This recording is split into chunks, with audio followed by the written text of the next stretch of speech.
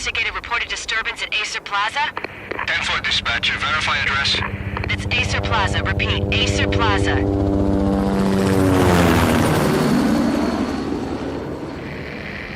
Shots fired on the rooftop. An assault in progress at Acer Plaza. Repeat, an assault in progress.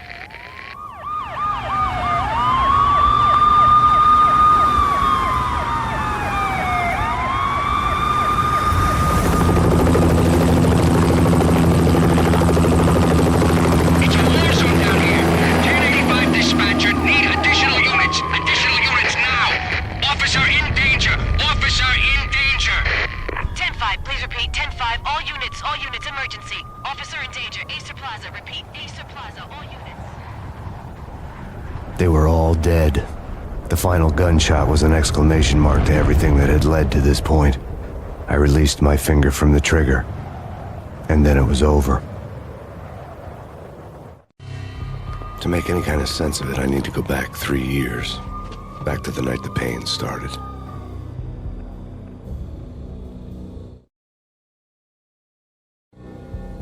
I was still on the force back then. NYPD, Manhattan, Midtown North Precinct, Hell's Kitchen.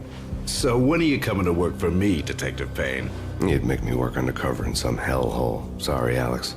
Michelle and the baby come first. See? My last smoke. It's bad for the baby. That's you, Max. A regular Boy Scout. See, Alex. Still on for poker Thursday night, right? Like taking candy from a baby. Life was good. Sun setting on a sweet summer's day. Smell of freshly mowed lawns. Sounds of children playing. A house across the river on the Jersey side. Beautiful wife and a baby girl. The American dream come true. Honey, I'm home. But dreams have a nasty habit of going bad when you're not looking. The sun went down with practiced bravado. Twilight crawled across the sky, laden with foreboding.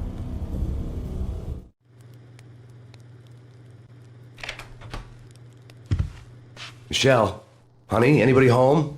I didn't like the way the show started. They'd give me the best seat in the house, front row center.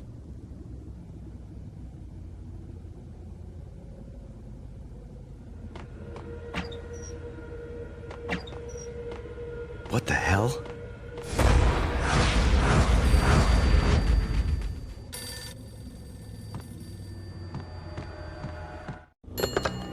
Listen, someone's broken into my house. Call 911. Is this the Payne residence? Yes, someone's broken into my house. They're still here. You have to... Good. I'm afraid I cannot help you. Who is this? Hello?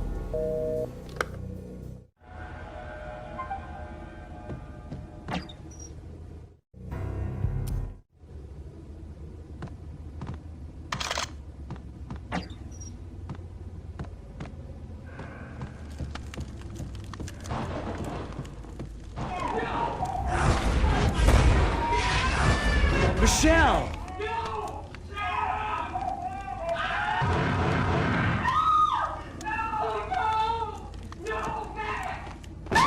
Michelle! Please! Freeze! NYPD, drop it! Coming!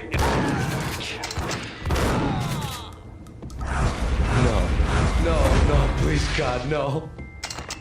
The flesh of fallen angels!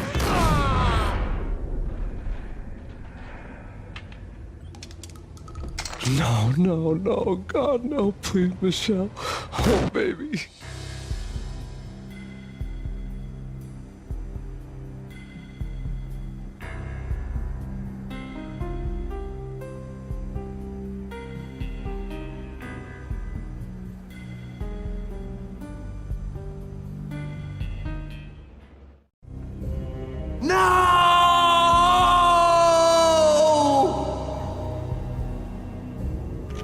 That was 3 years ago. Everything ripped apart in a New York minute. The killer junkies had been high on a previously unknown designer drug, Valkyr, V. After the funeral, I told Alex I'd be transferring to the DEA. It took us 3 long years to get a break in the Valkyr case. Then, finally, 2 months ago, a dime dropper tipped us off that Jack Lupino, a mob boss in the Punchinello crime family, was trafficking. I went undercover, infiltrated the worst mafia family in New York.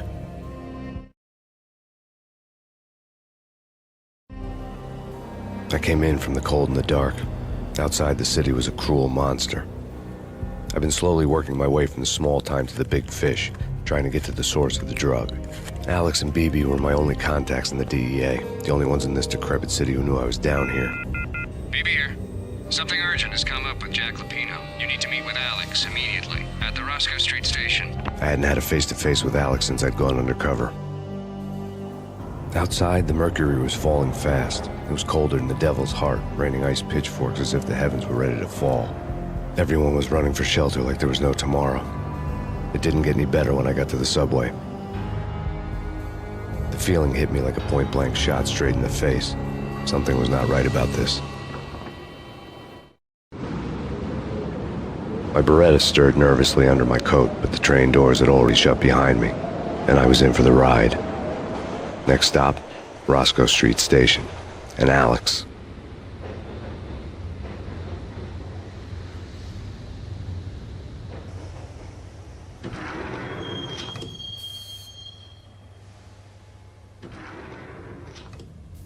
The station was drenched in gloom. Alex was a ghost, nowhere to be seen.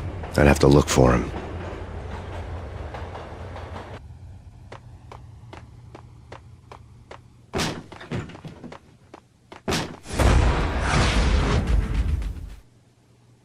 Death was in the air at Roscoe Street. I'd have to find Alex fast.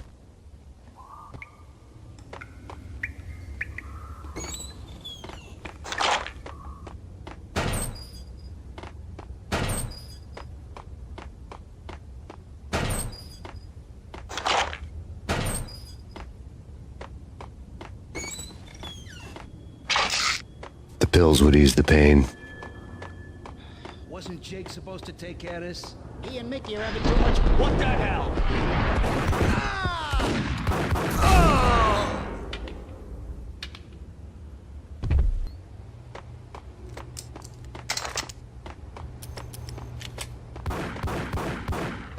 Yeah. What the?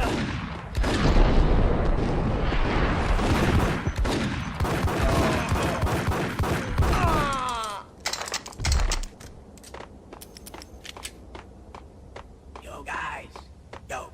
Hold it.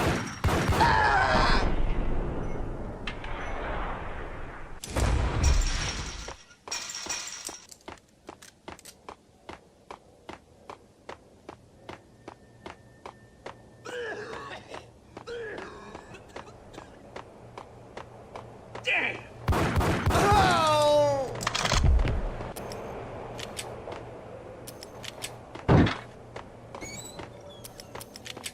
No way. Come on.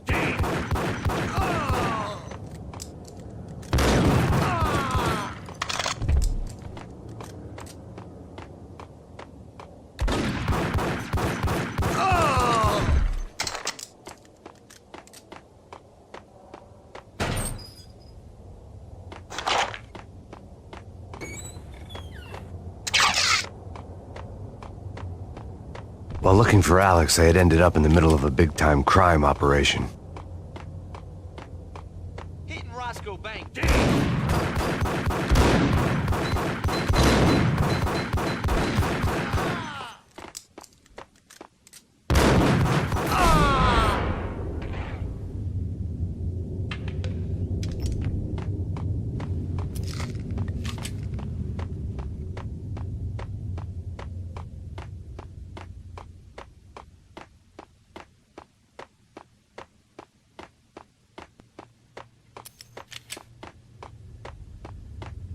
Kiss it.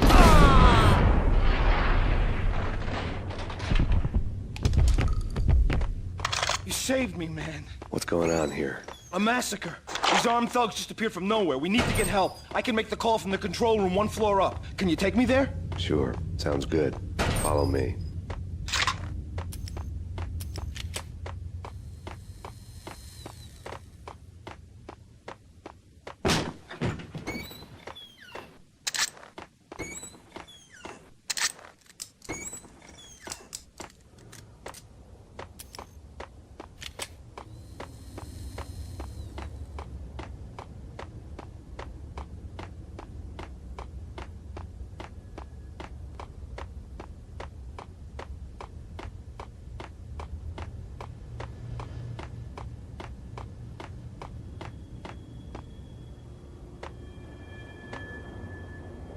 Home free. This way.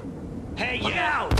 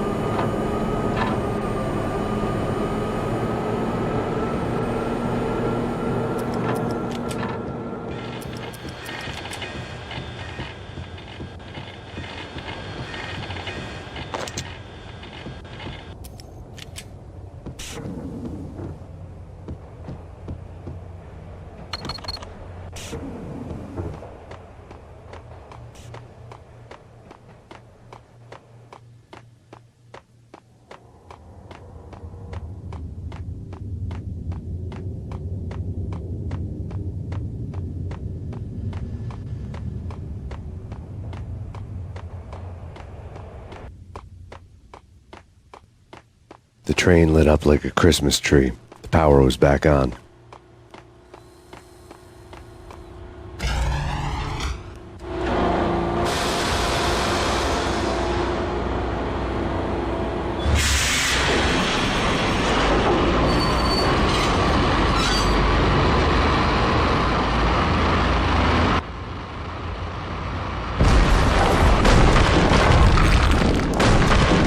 So much for being subtle.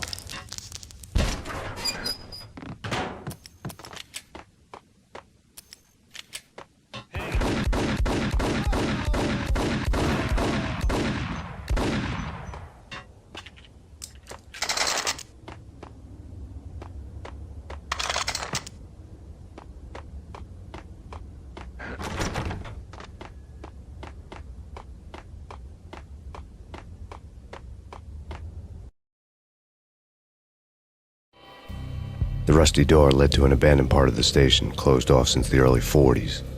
Something big was going down at Roscoe Street. Maybe that's why Alex had wanted to meet me here. Maybe not. One way or the other, I was going to find out.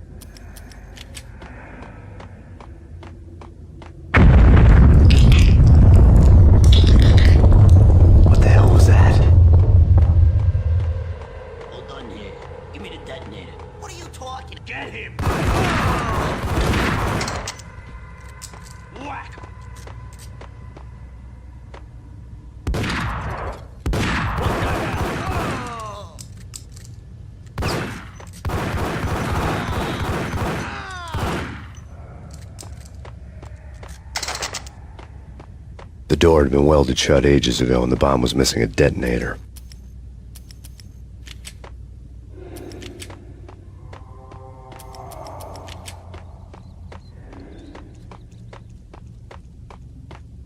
Okay, fellas. The police are on their way.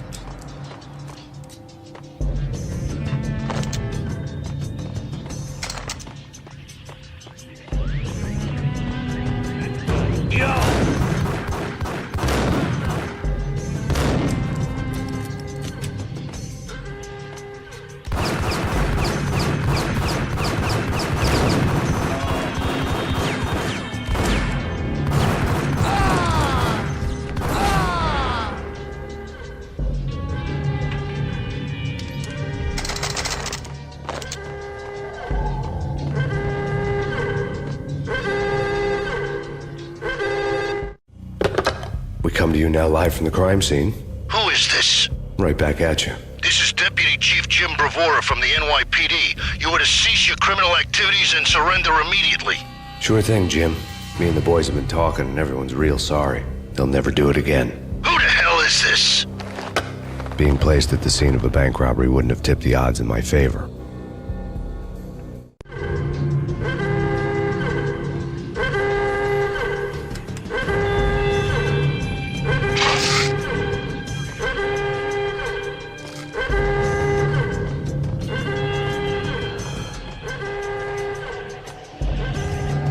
The bank robber's score lay on the table. The bank robbers have been after Acer Corporation bonds.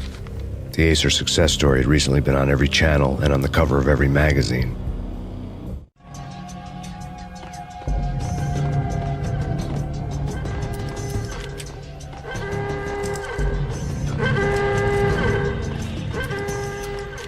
The bank robbers had left their tools on the table.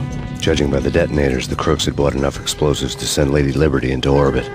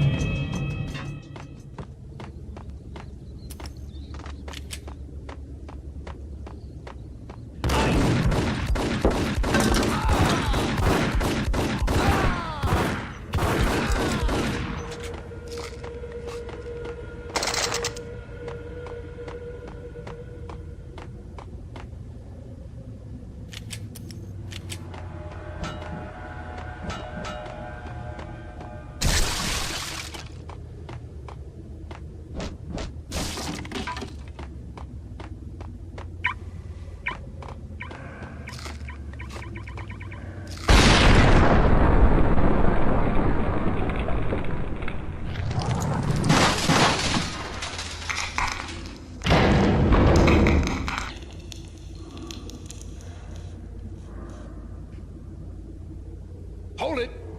Max! Jesus, you almost gave me a heart attack! I nearly shot you! Alex, we're glad to see you. What the hell's going on? There are more corpses here than at the city morgue! It's an armed robbery, a tunnel job straight to the Roscoe Bank vault through the old station wall. Is this why? This is Lupino's gig? This is Lupino's doing? Lupino's men? Really? You sure know how to pick a place? Can you get through? No, it's locked. We gotta get out of here. If it's Lupino, it's... Alex? Alex! There was nothing I could do. He was dead. I could tell by the empty, accusing stare of his eyes.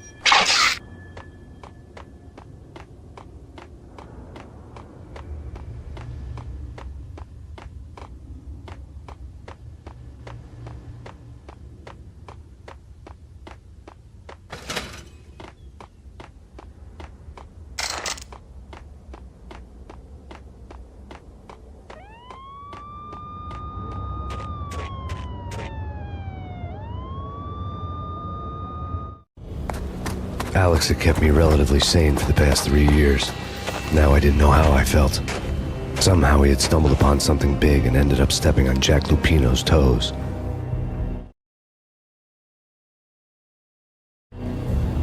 Lupino ran his racket of sex, drugs, and contract killings from a sleazy hotel in a slum block of tenements. The NYPD was closing in. I could hear the sirens. Their wail was a crescendo.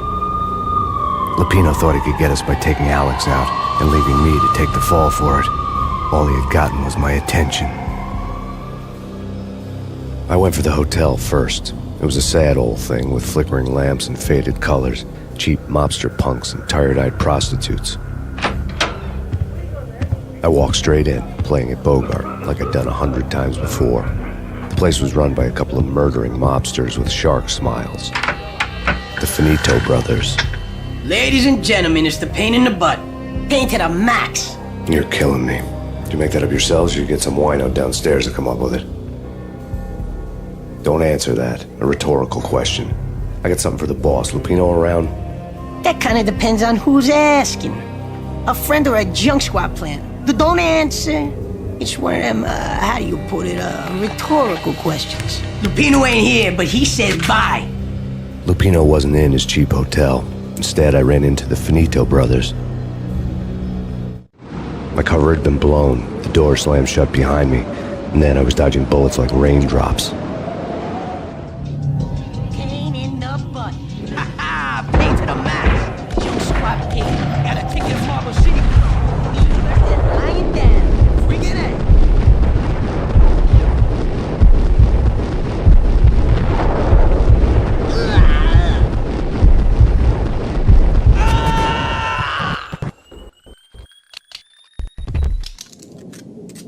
A letter on the desk caught my eye. I had met Lupino only once. The gangster ran all his rackets through his right-hand man, Vinny Gagniti. Gagniti was a high-strung whiner on the verge of breaking apart, like an overamped Energizer bunny. He had the brains to run the business, but he lacked the balls, always falling short, taking his frustration out on underage addicts and call girls. The V deal goes down at your hotel. Jack's exact words, quote, "Vinny, you're in charge of this one," unquote. Rico Muerte's coming to see it through.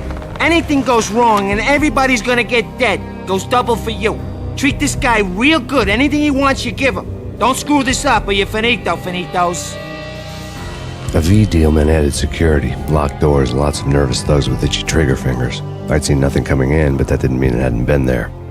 Rico Muerte was a regular Kaiser Soze, a spook story told to keep the apes in line. 313. The Finitos had scribbled Muerte's room number on the note's margin. Bosses! Everything all right? Bosses! Joey, Virgilio, you all right in there? They're not answering. Go away. Tell them to come quick. Okay, but we can't wait for them. We gotta go in now. Bosses! We're coming in! There he is.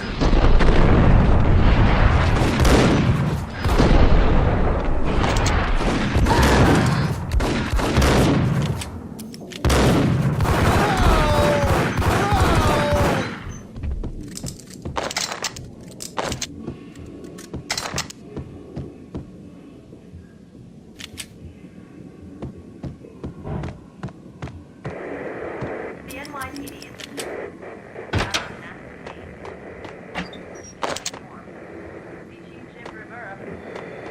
take whatever steps necessary. Here stated that bound here represents the NYPD has been out on that scene.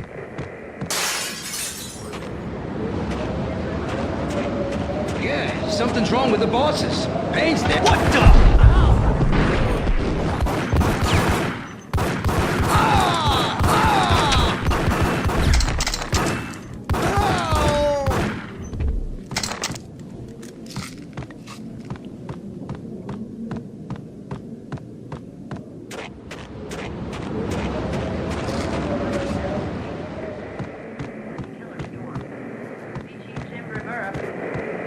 Take whatever steps necessary. Here stated that bound here represents the NYPD is out on that scene.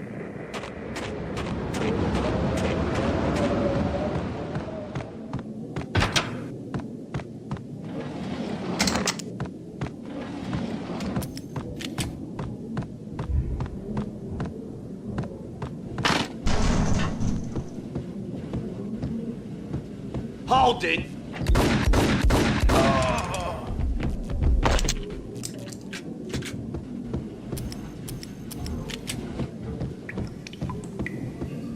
Previously on Lords and Ladies. Lady Amelia, Marquis Valentine asks for an audience. Thank you, Lawrence. My lady. Yo! And now, an all-new episode of Lords and Ladies, brought to you in part by Acer Corporation.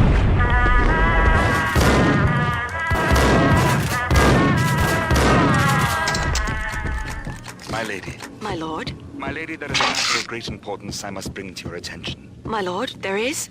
Indeed, my lady, there is indeed.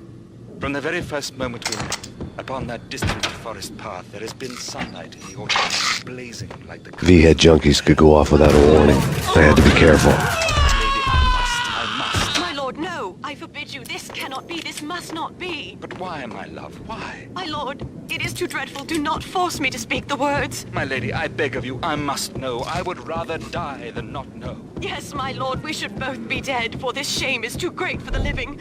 My lord... It's Payne! Whack him!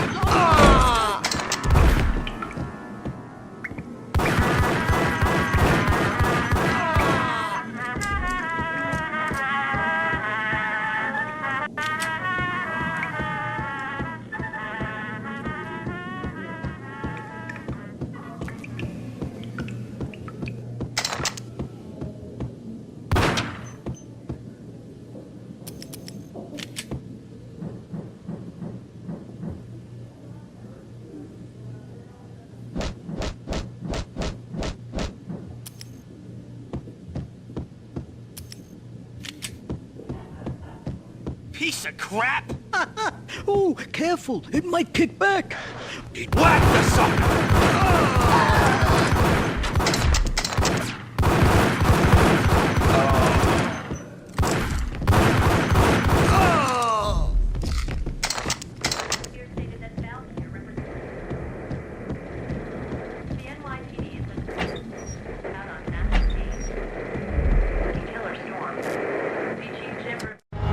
Tonight, the city's fight against the nightmare drug Valkyr took a turn for the worse, as DEA Special Agent Alex Balder was found brutally slain at the Roscoe Street subway station.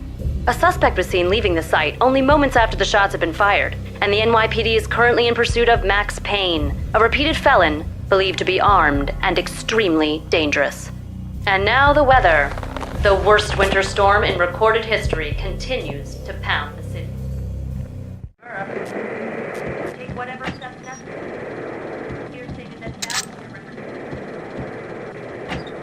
the NYPD out on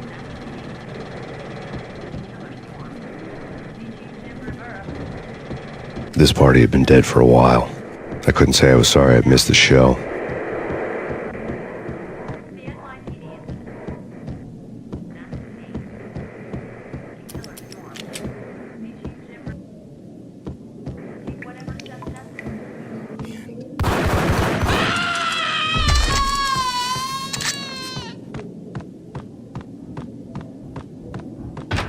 Whack him!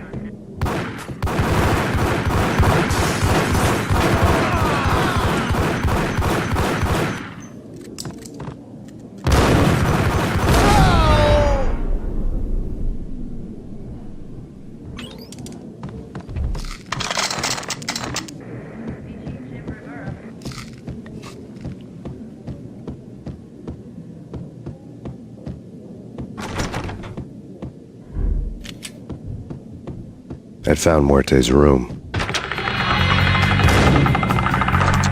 Muerte had received a letter. Our investigation had turned up nothing to link Angelo Punchinello, the head of the Punchinello family, to Valkyr. All tracks had ended with Jack Lupino. The letter in Muerte's room was signed by the Don himself. It was the first hint that the Kingpin knew what was brewing inside his syndicate. The trouble you got into after the Chicago screw-up. The Punchinello family bailed you out. You have been waiting for a chance to pay us back. One of our trusted boys has a monkey the size of King Kong on his back. And we need your special skills for backup on a major deal. Collecting evidence had gotten old a few hundred bullets back. I was already so far past the point of no return I couldn't even remember what it looked like when I had passed it.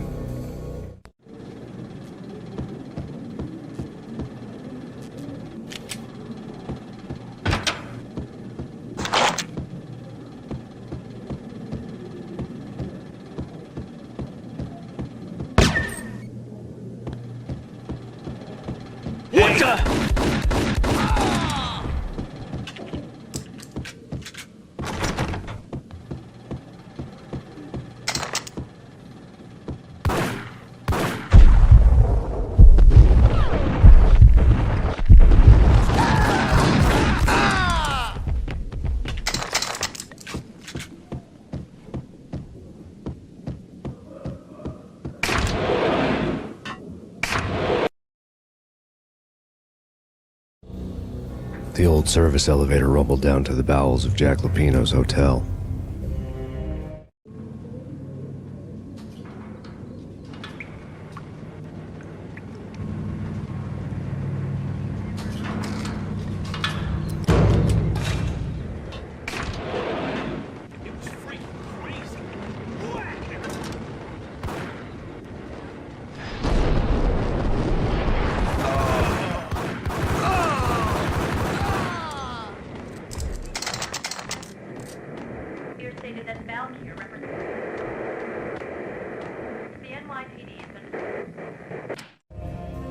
A winter storm warning is in effect in the whole tri-state area, as both freezing rain and heavy snowfall continue. Many roadways are already closed, and people are advised to stay indoors. The severe blizzard has ravaged New York for 3 days now, with no end in sight. We'd been snowed from the start in the Valkyr case. The forecast said there was plenty more where that had come from. But the snowbound city was on my side.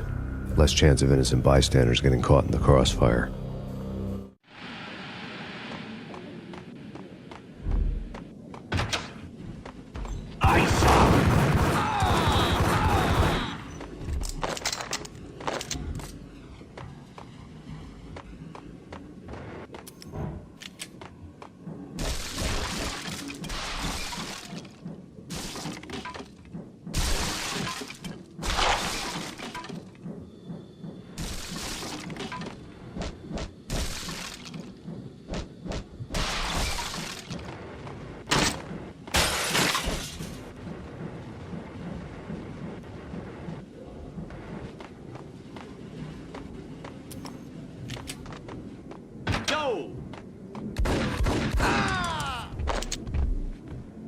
Exhibit number 1.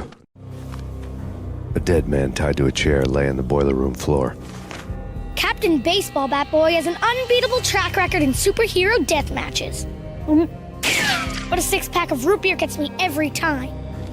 The murder weapon was a baseball bat, now lying in a pool of drying blood next to a newspaper folded open on a Captain Baseball Bat Boy comic strip.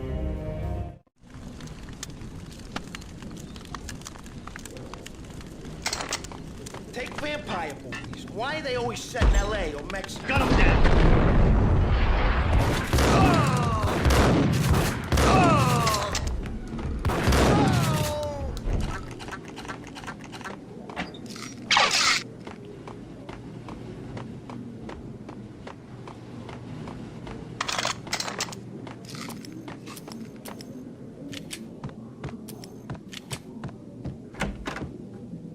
Chill with the guns. Trust me, you don't want to piss Muerte off. Gentlemen, let's stupid. Guard on down.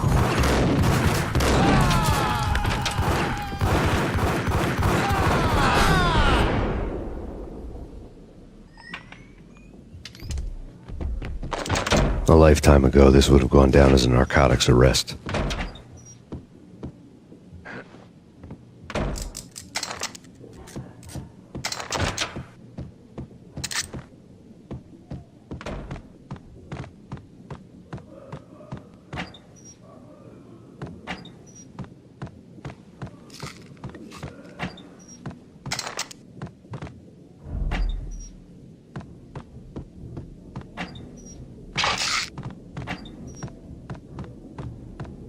There was a key on the table.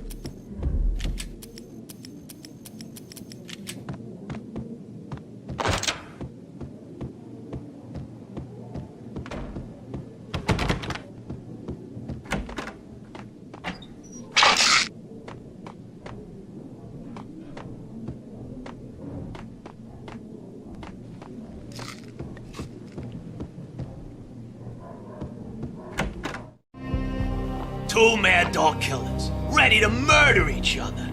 They step into the next room, and I'm thinking, now they're gonna do it. But no. They sit down in front of a TV and solve their differences with the Kung Fu fighting video game. I tell you, Candy, I was so depressed, I strangled them both with the video game cables. Oh, Rico, you're so bad. I am, ain't I?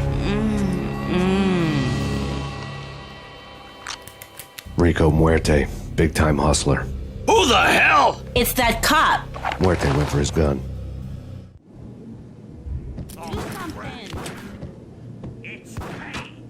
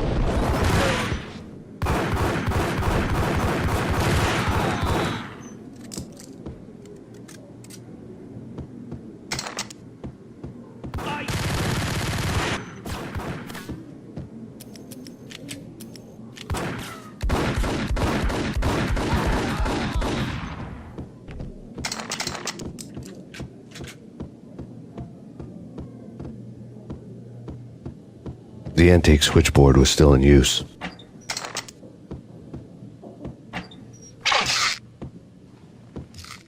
There was an old telephone switchboard in the back room of the reception area, the kind that made phone tapping child's play. It wasn't hard to picture a fat pimp sweating with headphones on, listening to his hookers talk dirty and fake orgasms over a web of party lines, the blood veins of New York. Right now, there was a different set of moans and groans going on. Boss, Cornelia, this Max Payne. He came, started capitalist. He killed him. Are you freaking kidding me? He's just one lousy cop. You better be freaking kidding me. Whack him. What's the freaking problem? Hello? Answer me. Hello? The word was out. A deadly virus released into the city's corrupt circulatory system. Something wicked this way comes. Max Payne at large.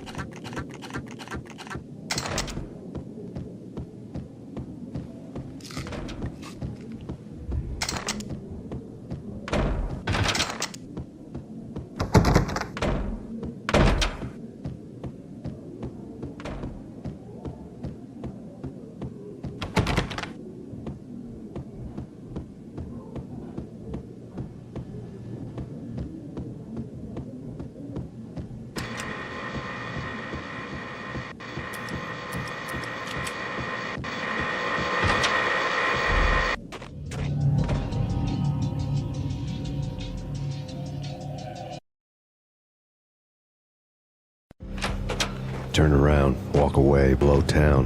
That would have been the smart thing to do. Guess I wasn't that smart.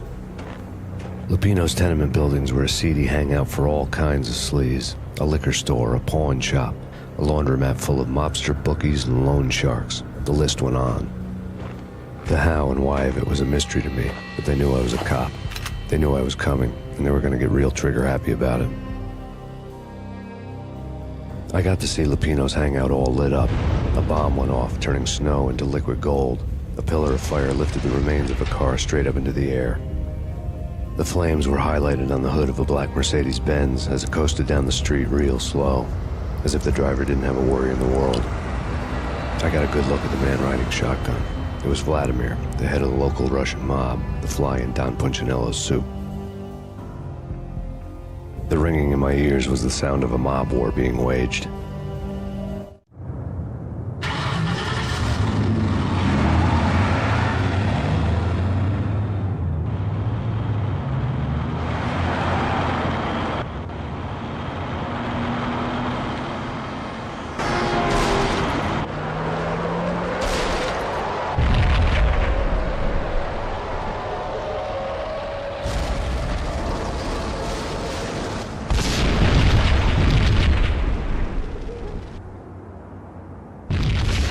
Another bomb exploded inside the closest slum building.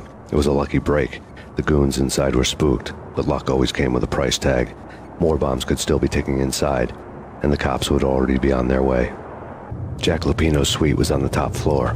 At least it used to be, before the explosive makeover. I don't know, man. I don't know about this. What the?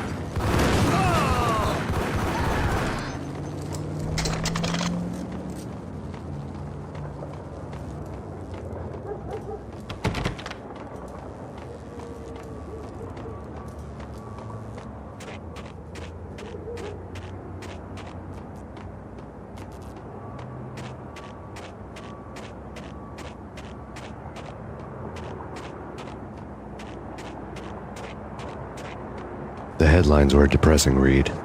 The headlines were screaming bloody murder. The storm was a screaming duet with the approaching prowl car sirens. It was all a scream when you were down for the count and wanted for murder.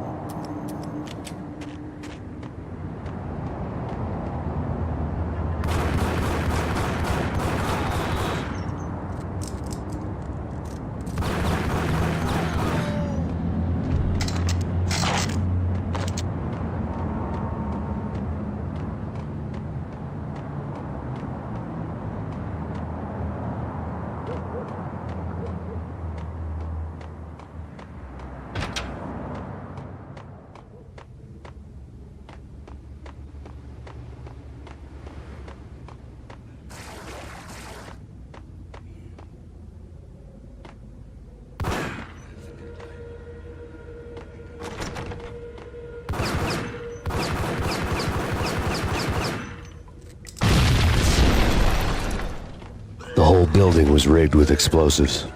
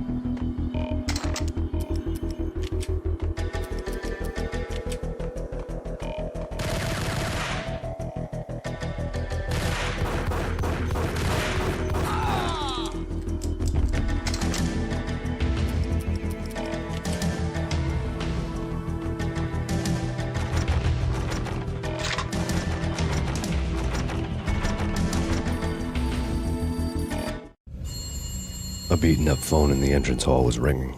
It could have been just a junkie in need of a fix, but it turned out to be something more sinister than that. Am I speaking to Mr. Payne? Who wants to know? My name is Alfred Woden. You must hurry. The police are on their way. Tell me something I don't know. They know you're there. How?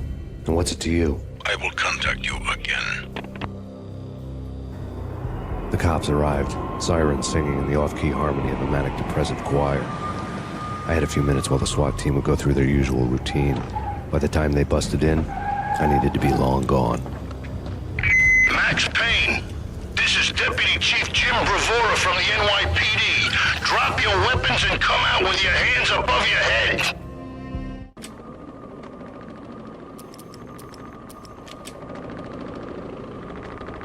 Eh?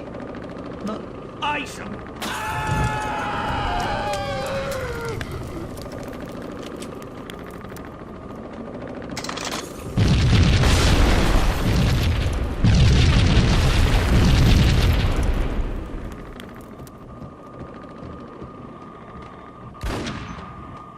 Someone had left a letter on the counter. There was a key on the shelf. Suddenly it all made sense. The bombs, the Russian mob boss making an appearance in person. Gagniti was his usual self, all talk and no walk. After our hit, the Russian has only a couple of guns left, and they can be bought. There's no freaking way he has the guts to try anything after that. As it turned out, the Russian had plenty of guts. One thing you could count on, you push a man too far and sooner or later he'd start pushing back. Max Payne, this is your final warning. Surrender. Hey,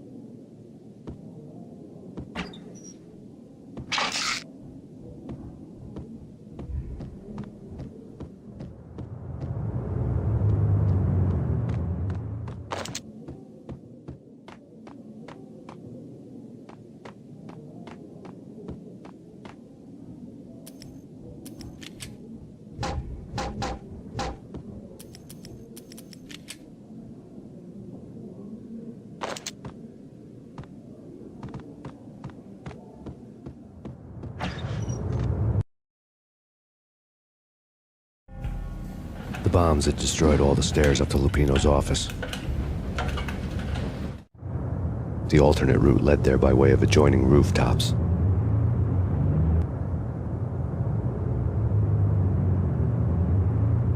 It's never been this cold. Never ever. It's like the sky's falling. Yes, sir. It's the end of the world as we know it. And I don't feel fine. I don't feel anything. Not a thing. I'm freezing my butt off.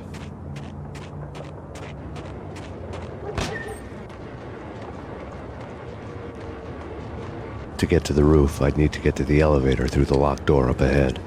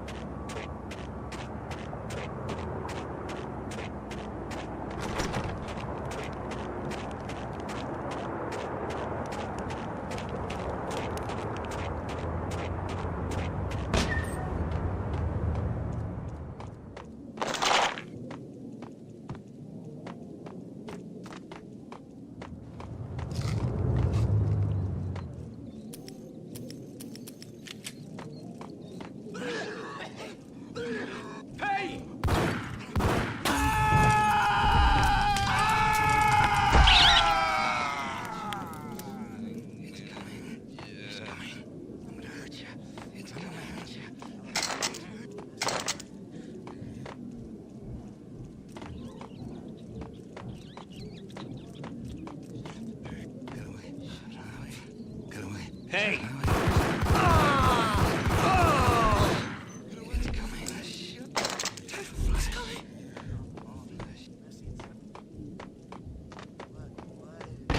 No, don't shoot. I... You know the clowns at the laundry? Me? No. You're no good to me then. What? No, the laundry, yeah. I know him, yeah. Get me in there. Okay.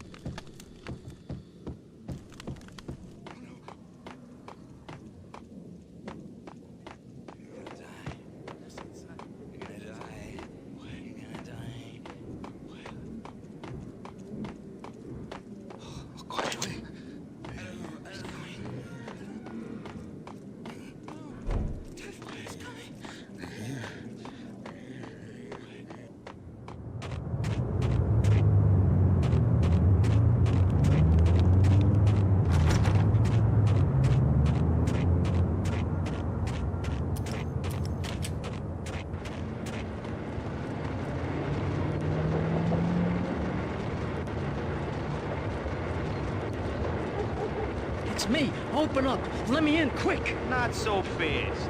The password. John Woo. Come on. Okay, John Woo. All right. Come right in. It's a trap! It's Payne! There he is.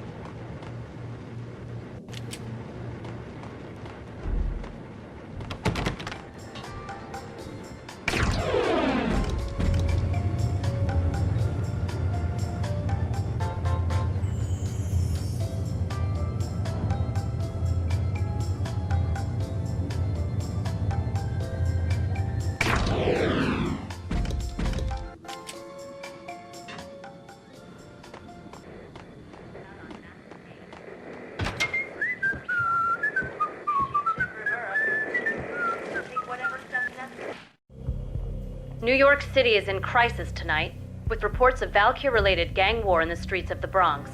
Apparently, Max Payne, wanted for questioning in connection with the slaying of a DEA special agent earlier tonight, is waging a one-man war against his former partners in crime. Among the listed casualties so far are notorious mafia members Joey and Virgilio Finito, as well as Rico Muerte, himself a fugitive from the law, and a suspect for several murders in the Chicago area. The NYPD has been placed on full alert. A citywide APB has been put out on Max Payne. Deputy Chief Jim Bravura has promised to take whatever steps necessary to bring him to justice. What those steps may be remains to be seen. For NYCNN TV News, this is Kira Silver. Dang!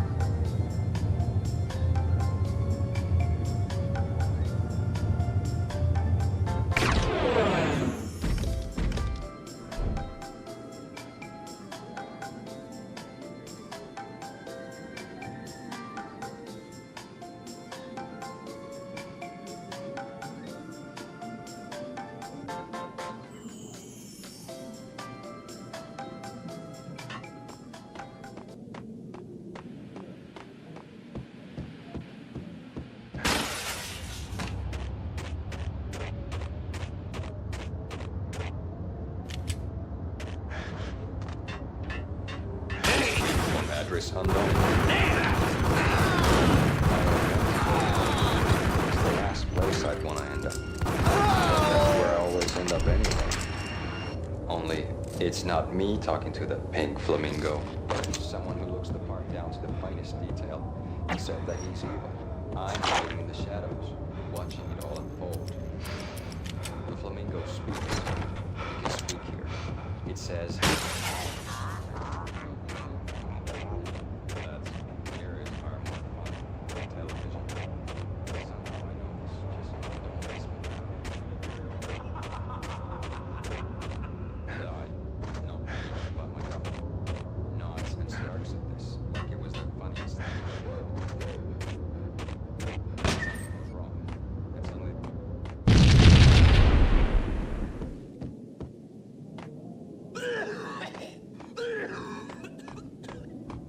Red, blue, or green? It's always red or...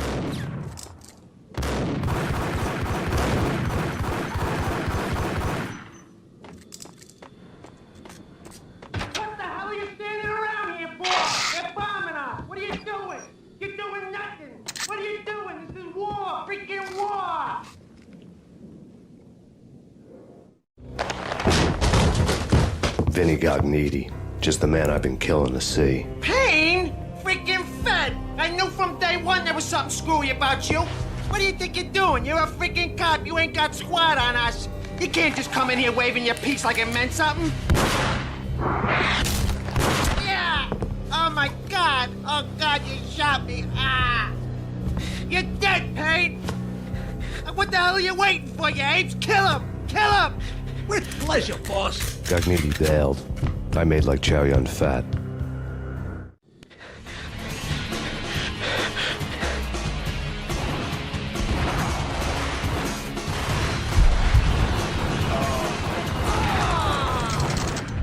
A crumpled letter lay on Gognitti's desk. The letter was addressed to Don Punchinello, but Vinny had never had the nerve to finish it. Jack's gone voodoo. Just the other night, he shot Dino because he wanted to see what his brains looked like splattered on the wall. He's a freaking mad dog. We're running out of men and business fast.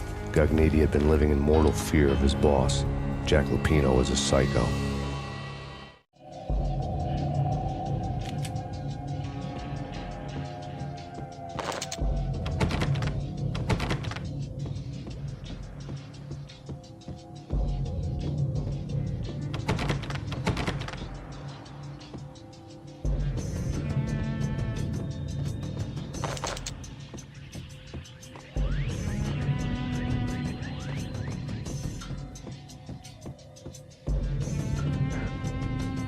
Vinny Gognitti was running scared. He could run, but with a bullet in his stomach like a broken bottle of Tabasco, he was quickly running out of time. He knew where his boss was, and I wanted to square things up with Jack Lupino. Gognitti would be moving fast. I don't know about angels, but it's fear that gives men wings.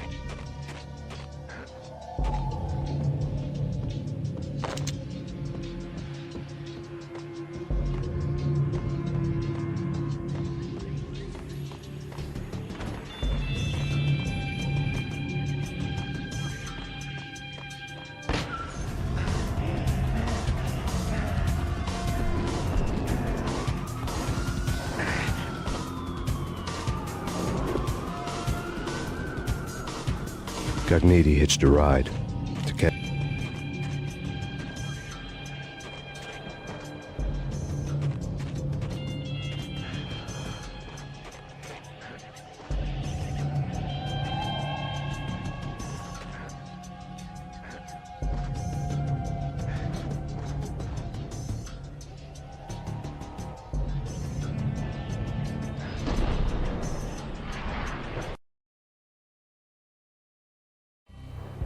This was my second train ride of the night. The way it started didn't promise anything better than the last one.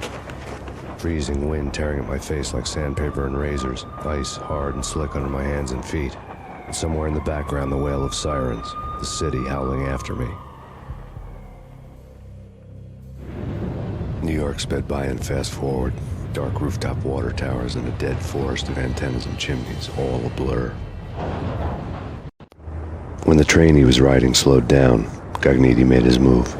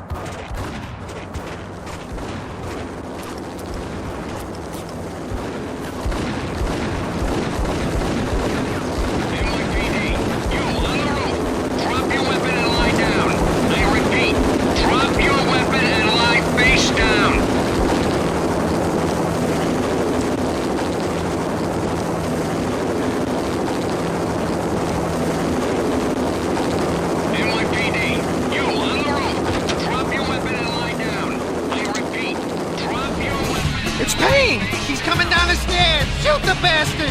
Okay, boss, you got it. No problem. All right.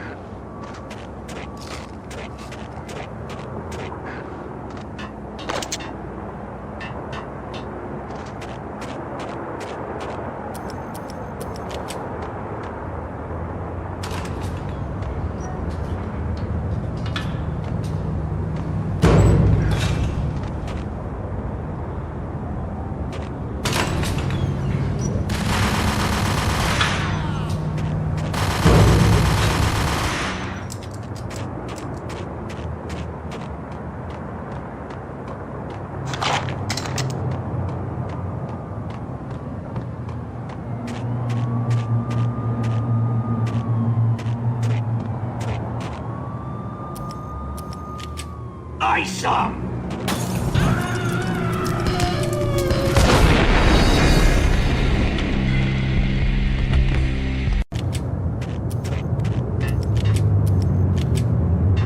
Yo!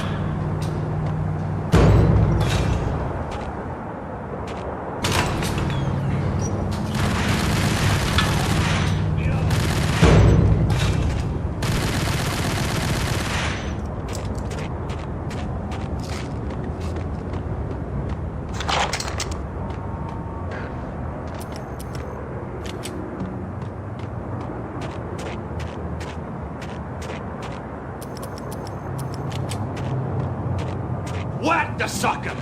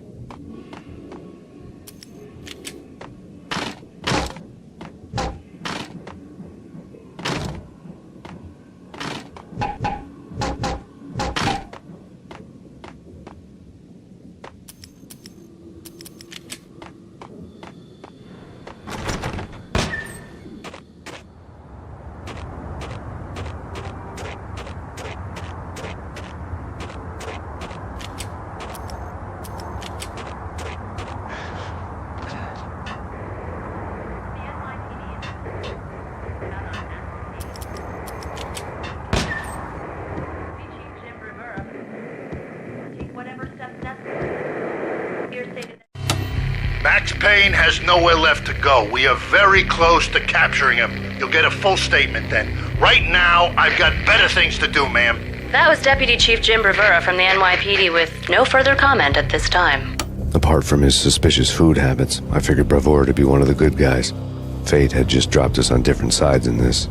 But when it came to capturing me, he was way out of his league. I had already ditched the cops a couple of rooftops back. For now.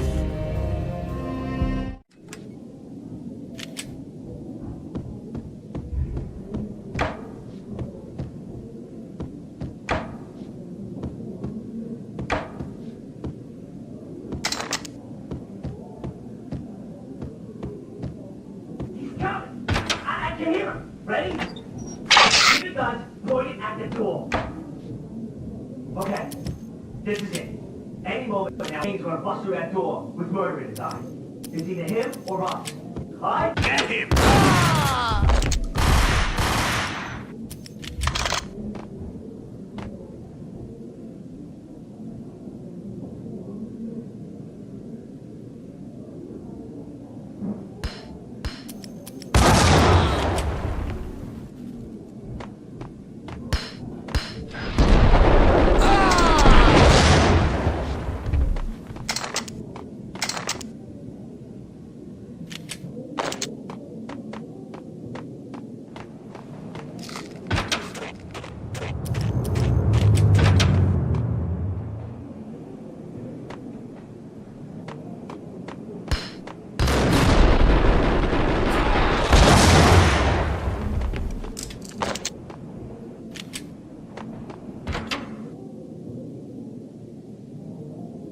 Open, goddammit! Payne! I'll kill you, you lousy freaking cop!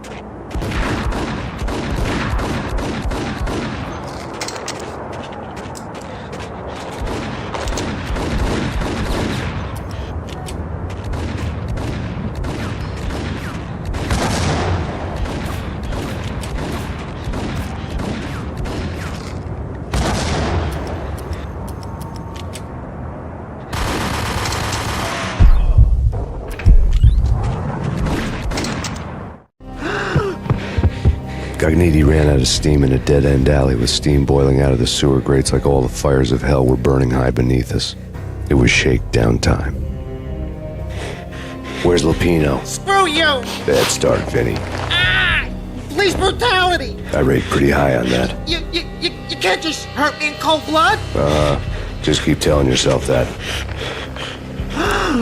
Listen good, Candyman. I'm not gonna be anybody's fall guy. I want to know where your boss is hiding. There was no glory in this. I hadn't asked for this crap. Trouble had come to me in big dark swarms. The good and the just were like gold dust in the city. I had no illusions. I was not one of them. I was no hero. Just me and the gun and the crook. My options had decreased to a singular course. I'll tell you, just don't hurt me no more. Lupino's at Ragnarok, the nightclub. Book me, take me in a whole minute to freaking jail, just don't hurt me. Your rights will be read at your funeral.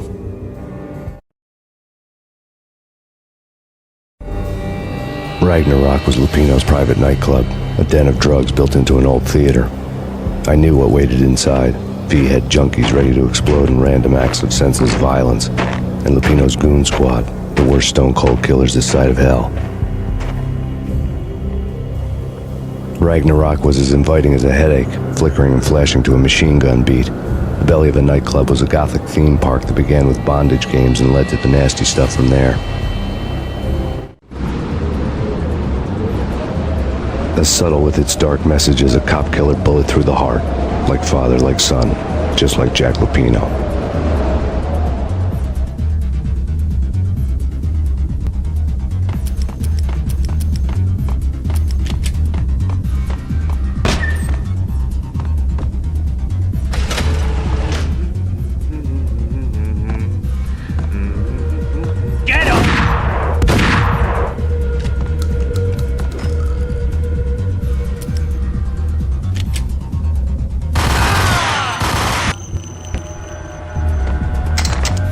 The book had never been a bestseller.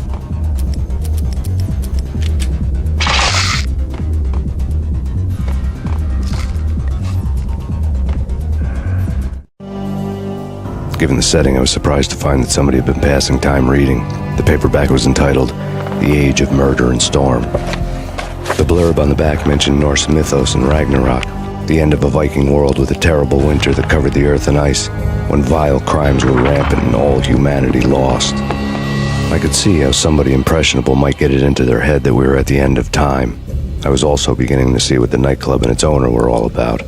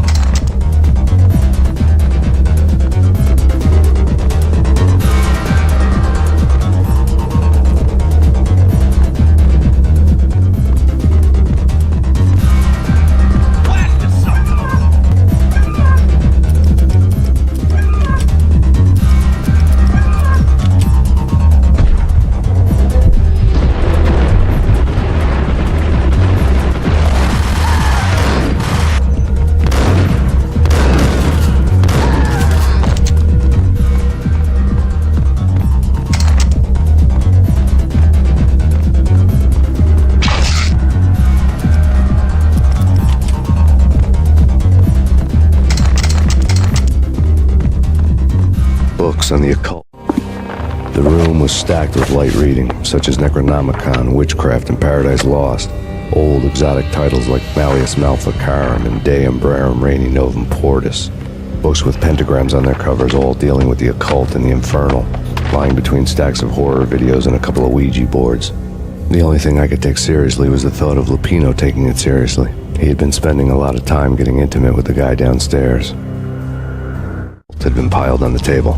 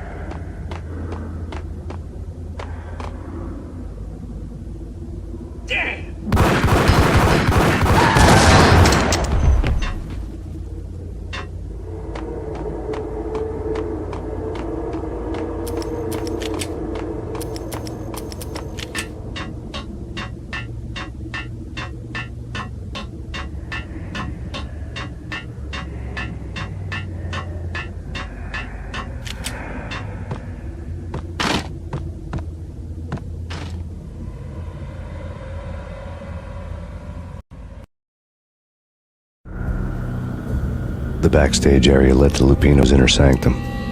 The hot air inside was like an invisible wall, thick with incense and something else, a sickly sweet smell that made you gag. This was the rotten core of the Big Apple. Lupino lurked somewhere ahead, like a spider at the center of his web, waiting. The vapors in the air started to make my head swim. Torn pieces of a letter lay scattered on the sofa.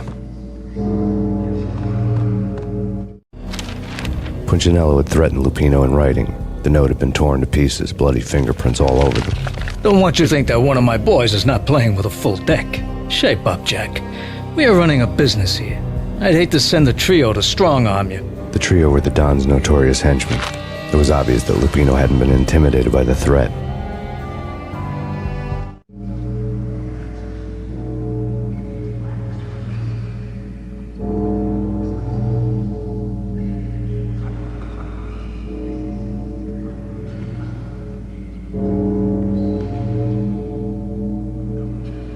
Lupino's notes covered the table. The flesh of fallen angels! Come to me all! Astaroth, Beelzebub, Asmodeus, Baphomet, Lucifer, Loki, Satan, Cthulhu, Lilith... Jack Lupino was crazy, all right. The table was scattered with notes of demented arcane nonsense written in rusty blood. A mishmash list of demons, devils, and dark gods evoked. Beelzebub! Asmodeus! Baphomet! Lucifer! Loki! Cthulhu! Lilith! Hela! Blood given to you all. He was after that old Faustian deal. Your soul for power and fortune. Just sign on the dotted line with your blood. Blood to you all! Lupino's notebook lay on the pedestal. Secrets living under the skin of me. Jack Lupino was crazy, all right. Mythic wolves, let loose to devour the sun and the moon. Lupino is the wolf. I'm Mr. Beast, the big bad Fenris wolf. I'm the end of the world man, wearing the flesh of fallen angels. After Y2K, the end of the world had become a cliche. But who was I to talk? A brooding underdog avenger alone against an empire of evil, out to right a grave injustice. Everything was subjective. There were only personal apocalypses. Nothing is a cliche when it's happening to you. I've seen it. The corruption of flesh. Oh! I'm the wolf, yeah! I am the wolf! It's close. It's coming. You have come. A witness to the end of time. It's now! I will ride to her side! I don't need the words! I'm beyond the words!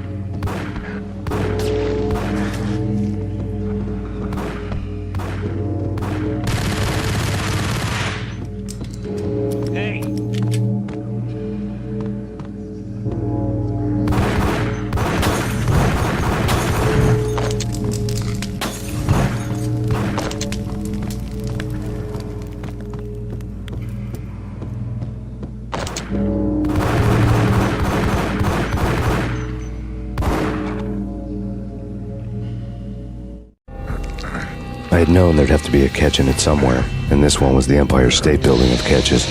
Lupino was pumped up and dying to go 15 rounds with a mutant alligator. And then he started this spooky monkey talk, straight from a bad dream. Mine. I have tasted the flesh of fallen angels. I've tasted the devil's green blood. It runs in my veins. I've seen beyond the world of skin, the architecture of blood and bow and arrow. Death is coming! She is coming, and hell follows with her. This is the twilight winter. I am ready to be her son. Her time is now, and all who stand in her way must die!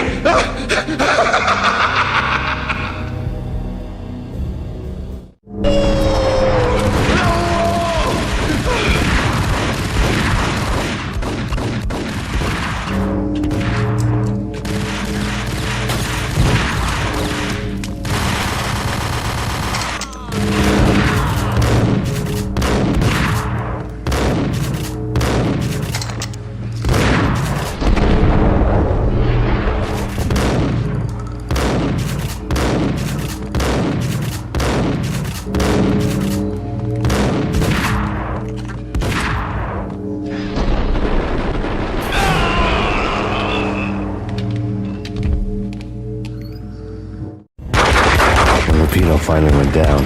I wanted to make real sure he'd stay that way. He was a bad monster. Turned them into friggin' zombie demons from outer space. I think he's dead already. Huh? And that's when it happened. But dead or not, you've got the wrong guy. In stepped this knockout femme fatale holding a gun to my face. I returned the favor. Lisa Punchinello. Lisa Punchinello was the Don's wife. Mona Sachs. Lisa's evil twin. Your safety's off, evil twin. You might hurt someone with that gun of yours. Lisa's the damsel in distress. I'm the professional. I'd blow you away without batting an eye. Sure, and you can check out my credentials splattered all over this joint. Jack couldn't have framed you. Not the state he was in. We're after the same slime bag. Angelo Punchinello's the one who murdered your friend and framed you with it. You know this for a fact? I've got my sources. I don't have a clue these days. I just shoot them as they come. Who put a contract on the Archfiend? This one's mine. I hate the guts of that sadistic wife-beater. Why not pool our bullets for this one? I thought you'd never ask. My finger was starting to twitch. How do you like your whiskey? I'm easy, as long as you don't try to slip me a Mickey. You're a real angel, Max. It was good stuff. Tasted sweet as honey going down. Nothing personal. Can't risk you going berserk and getting Lisa killed.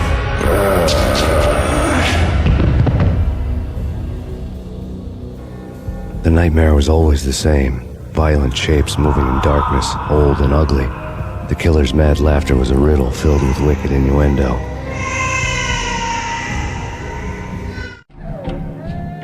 Somewhere, the baby was crying.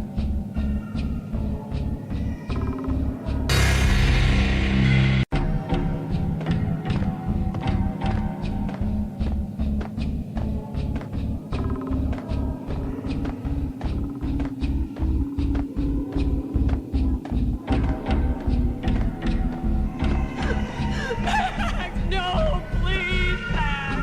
Why? I didn't mean to. I'm sorry.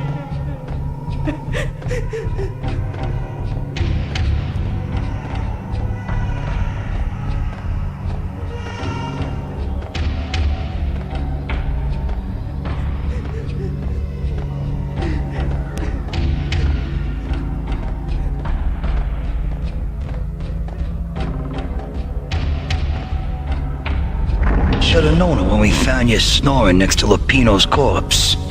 A comedian, huh?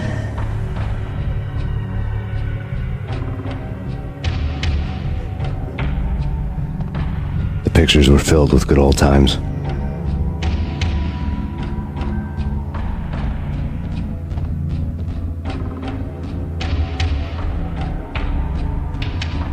Michelle looked at me from the photo.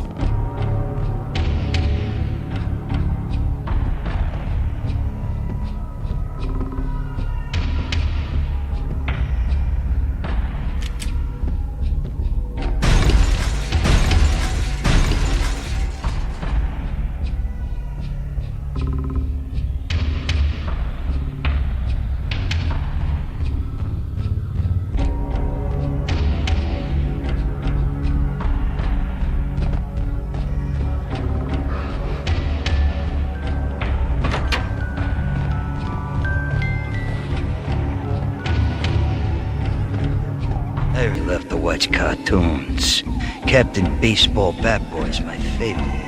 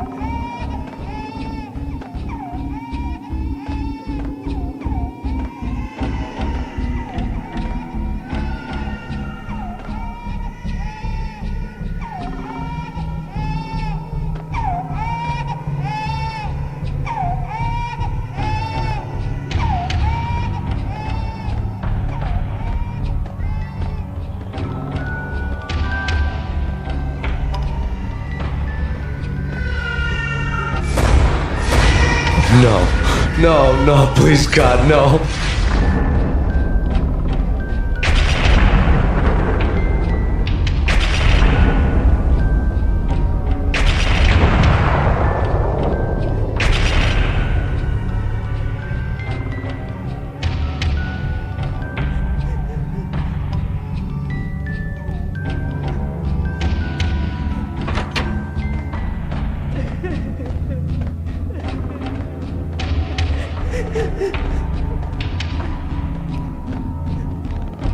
Slice them, dice them, shoot them full of holes, blow them to bits, vaporize them, disintegrate them. No matter what you do, they'll still be back, good as new.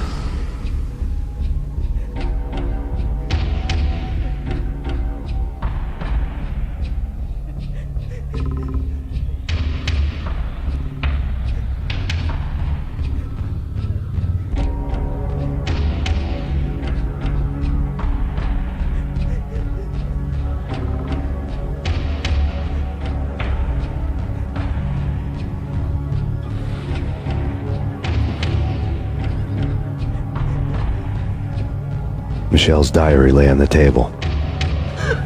Max, no, please, Max. Why? I didn't mean to. I'm sorry.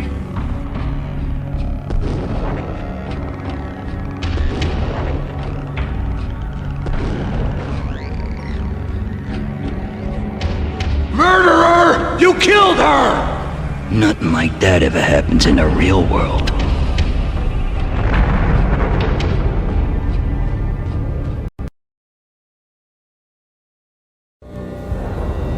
I woke up in a bad dream. My head felt 2 sizes too small for my brain. Max Payne, I envy your name. And the killer was smiling. Pleased to meet you. I'm Frankie the Bat Niagara. Niagara, as in you cry a lot? He had a baseball bat and I was tied to a chair. Pissing him off was the smart thing to do.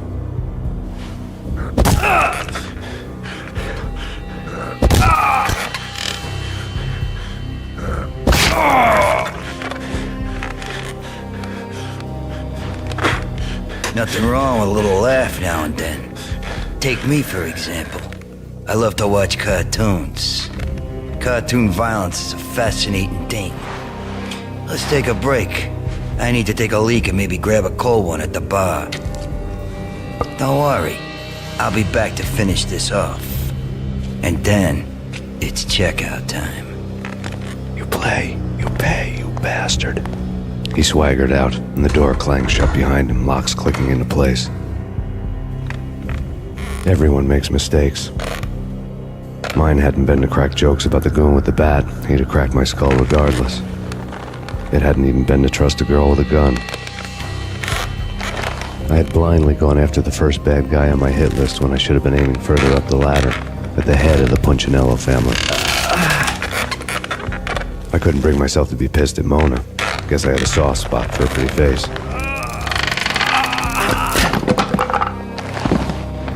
But when somebody decides to play baseball with your head, you tend to get sore.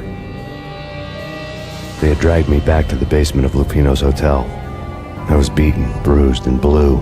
I felt like the chair I had broken to get free.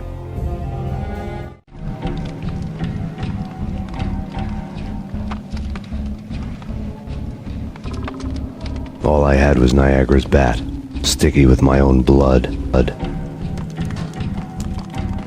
Without a gun, I'd be no match for Frankie's men. I'd have to play hide and seek with them.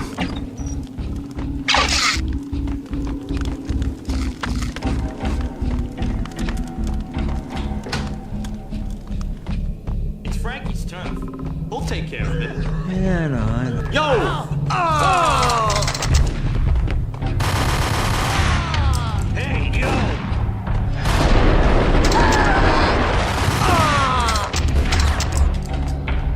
What the?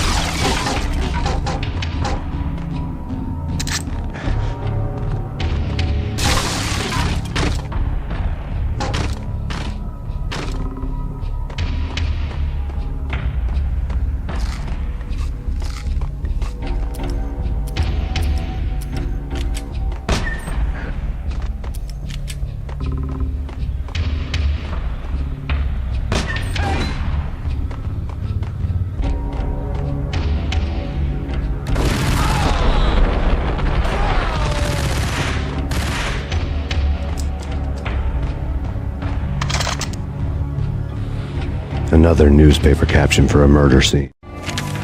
Frankie had left his calling card, a Captain Baseball Bat Boy strip, next to a sewer passage filled with bodies. You'd better not mess with Captain Baseball Bat Boy.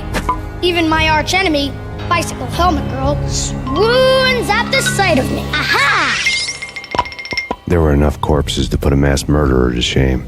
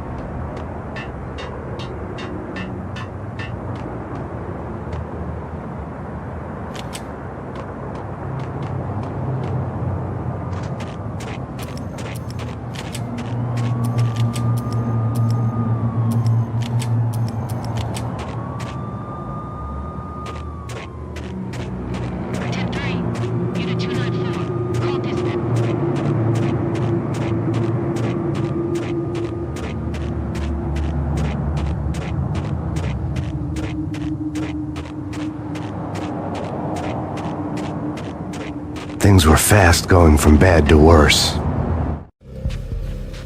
The men in blue had come and gone.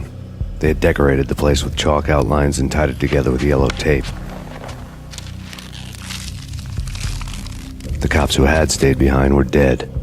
Frankie, his boys, and I had the place all for ourselves.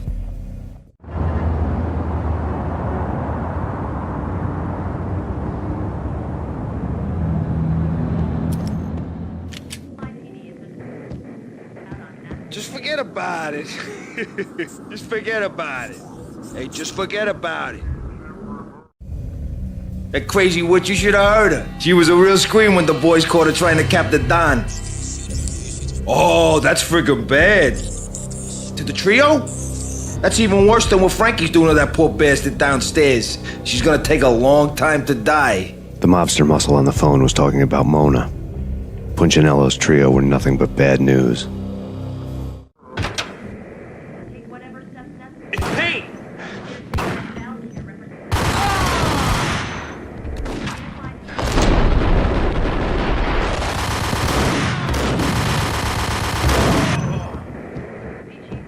More evidence that Punchinello didn't. The fact remains that all the victims so far identified in the Ragnarok shooting have been known criminals, many of whom had large doses of V in their blood. Reliable sources say that Max Payne was also among those killed, although no body has been recovered at this time. Reliable sources.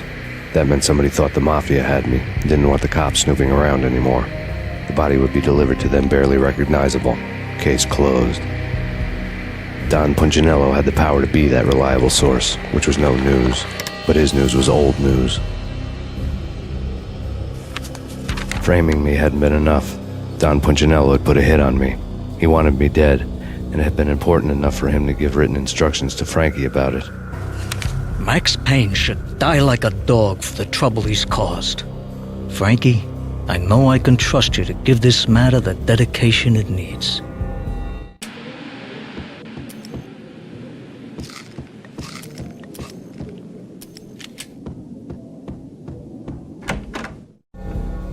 The hotel bar was fast developing quite a history. True to his words, Frankie was there, having a beer. Jesus Christ. How the hell did you get loose? Got bored waiting. Thought, what the hell, we could just as well finish this here.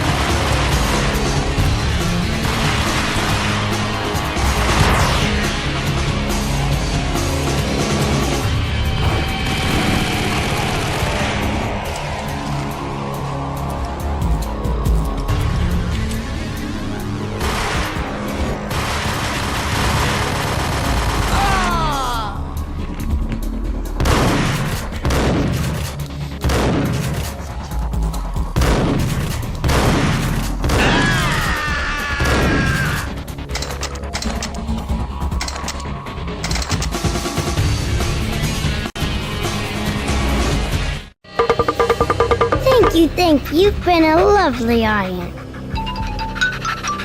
Had enough? I don't play with girls anyway. Unfair! I spotted the tail as soon as I left the hotel. A big black Mercedes. I'd seen the car before. That time it had heralded impressive explosions. Vladimir was back. Bang! You're dead, Max Payne. I might have laughed if I remembered how. What's this supposed to be? Cops and robbers? Look, you want something with me? Get in line. Peace, man. Relax. You know you are a real news item. Armed and dangerous. I am going to make you an offer you can't refuse. I've always wanted to say that. It's a bum rap. I've been framed. That's a moot point. Whatever you did or did not do, I'm sure you had good reason for doing it. Want to hear me out? I'm listening.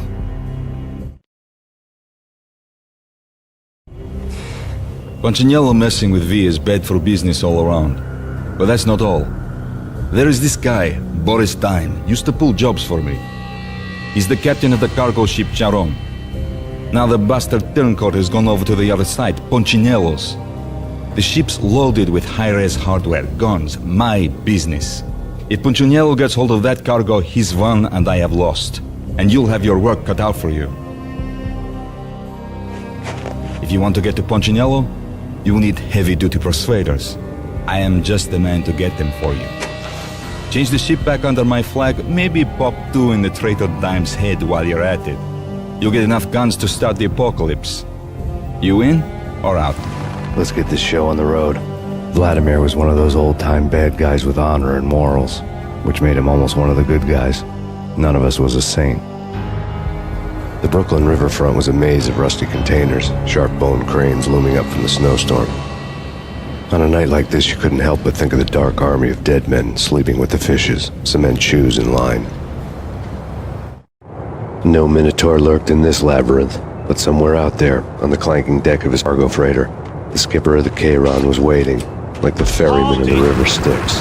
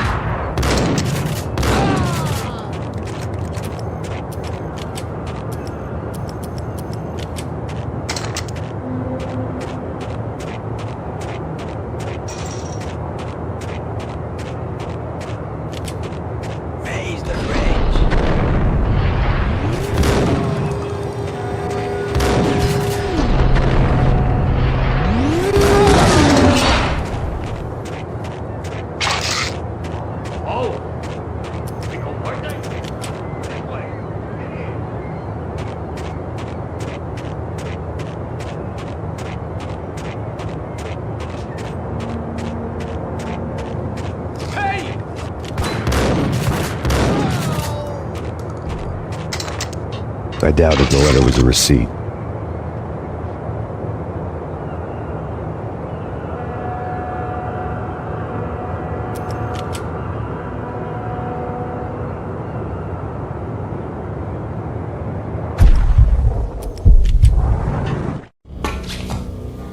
Rico Muerte had come to town to do more than just sort out family troubles. Exhibits number 1, 2, and 3. A briefcase of money, a sniper rifle, and an envelope with one word neatly printed on a folded piece of expensive paper.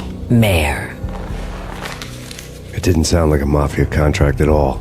It was too cold and too to the point.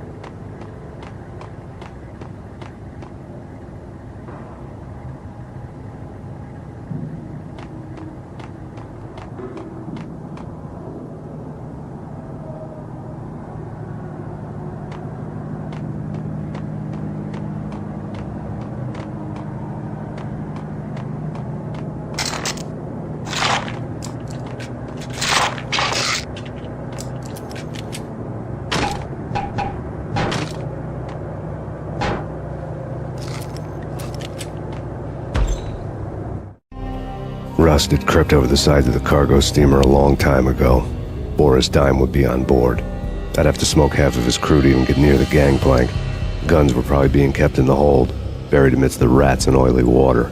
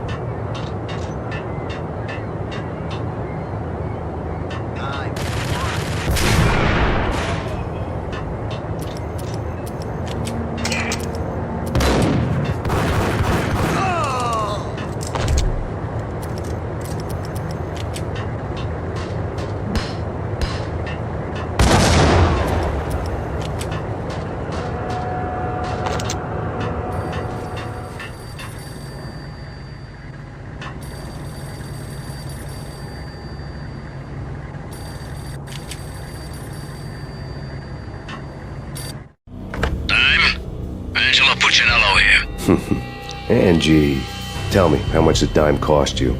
I bet it was more than his name. Max Payne. Right the first time. You're dead, punk. You sure you're not confusing me with Boris here? But you are right, of course. Pretty soon we should get together and have a talk. You son of a... Pissing Punchinello off was a dangerous game, but when people get mad, they make mistakes. I should know. That's where I wanted Punchinello, mad enough to trip over his own feet, preferably into a grave.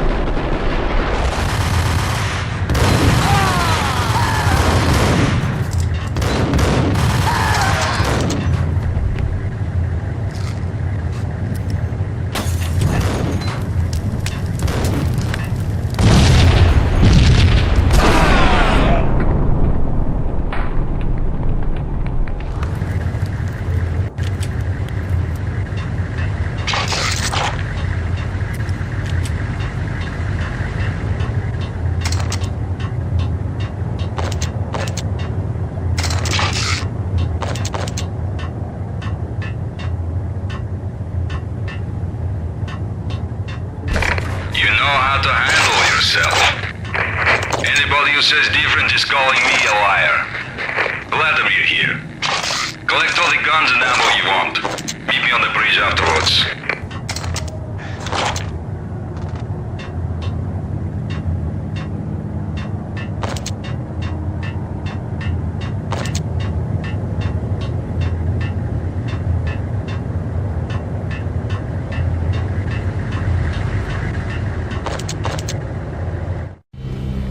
Did you get everything you need? Check.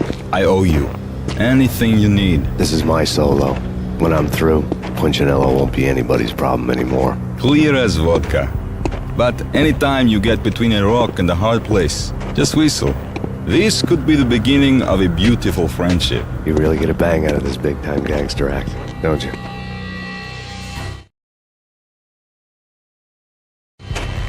Even with all this firepower, I figured I couldn't get to Punchinello at his manor. I could only hope that he wouldn't pass a chance to hear me beg, to see he's won. This is Max Payne. I want to cut a deal. Payne, you're a dead man. That's what everybody keeps telling me. I got your ship and her cargo. I want to meet. No pain, no gain. Capiche? You know my restaurant? Yeah, I know it. One out. Punchinello's restaurant had seen better days. Snow was falling like ashes from post-apocalyptic skies, but that was outside. Things would soon get hot in the Don's restaurant.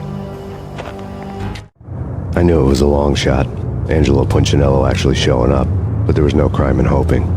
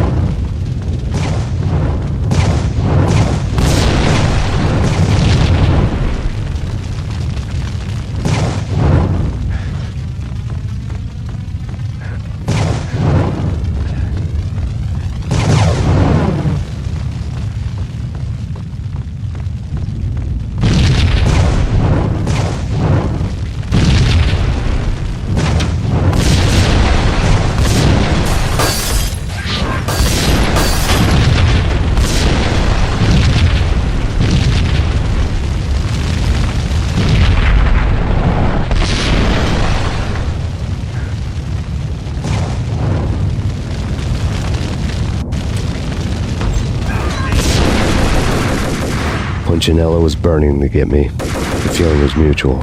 He was trying to put out my flames with gasoline.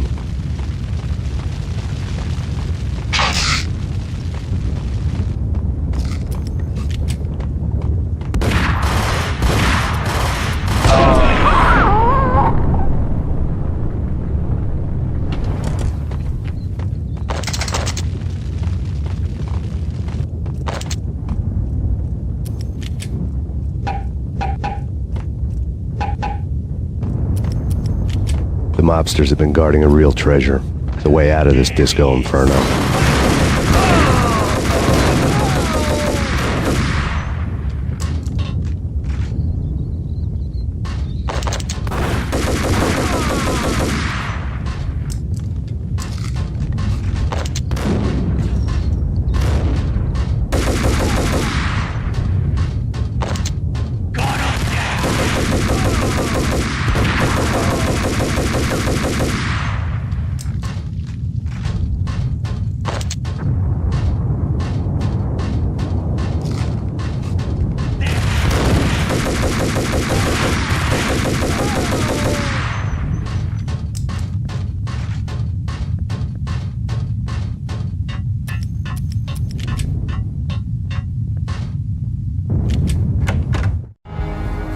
Vlad had seen my smoke signals. The Mercedes was revving to go, almost drowning out the banshee wail of the sirens.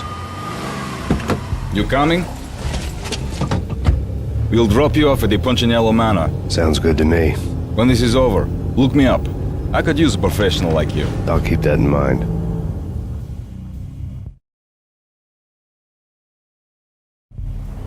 The night groaned with cold. The garden lights flickered nervously. In their light, the falling snow was dead white before the darkness ate it up. I had heard the stories. The trio were mad dogs.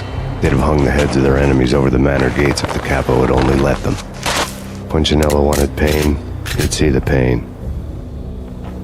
The trick in my situation was that there was no trick, no matter what the movies tell you. No rules, no secret mantra, no roadmap. It wasn't about how smart or how good you were. It was chaos and luck. And anyone who thought different was a fool. All you could do was to hang on madly, as long and as hard as you could. Someone had graciously left the back door open for me and killed the guards. My money was on Mona. I knew the trio would be standing between me and Punchinello. I had read their rap sheets, thick as phone books. No one would be walking out of here alive. The numbing cold of the broken night had followed me in. Upstairs, the trio tangoed down the manor halls to the silent rhythm of their murderous hearts, the blood of their victims rust on their lips. Vince Mignano, Pilot Providence, a.k.a. Big Brother, and Joe Deadpan Salem. The pistol was a frozen lump in my hand, piercing the skin, gnawing me to the bone.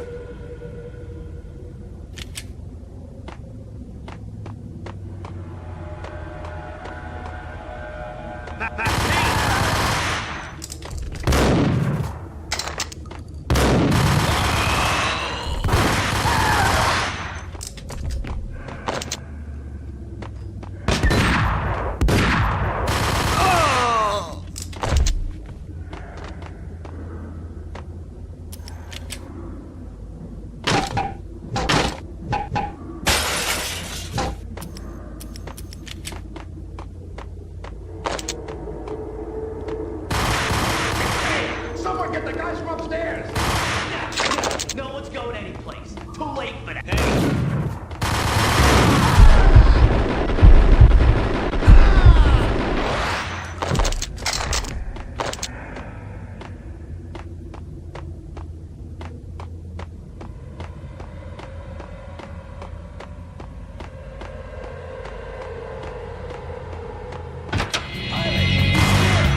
It didn't take me long to run into the trio.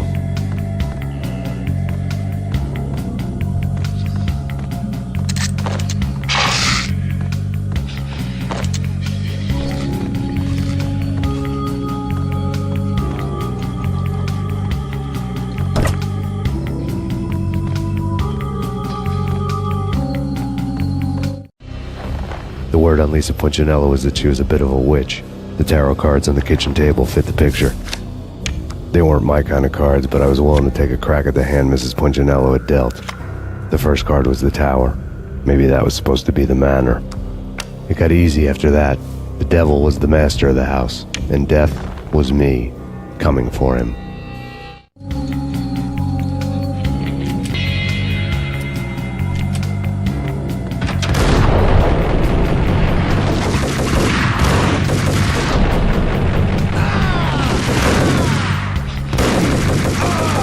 One down, 2 to go.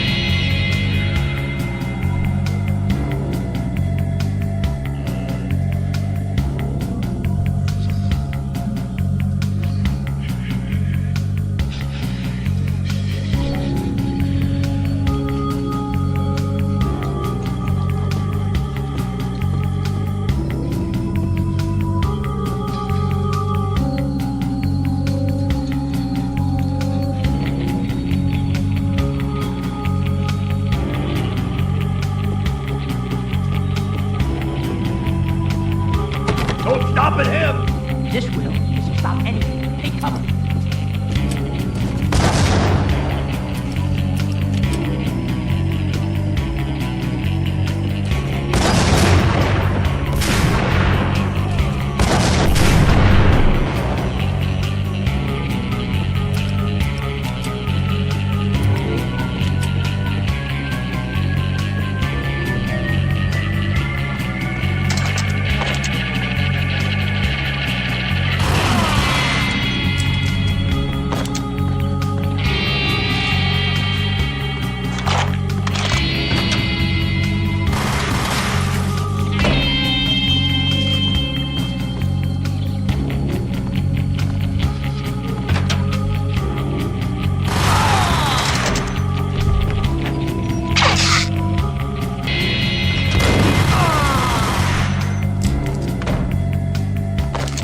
It was too late for her. You're a real angel, Max. I couldn't tell whether it was Mona or her sister. The body was a mess. The sick bastard had really gotten a kick out of it. Seeing her lying there got me thinking about another woman's body on another bed. Got me thinking about a fallen cradle.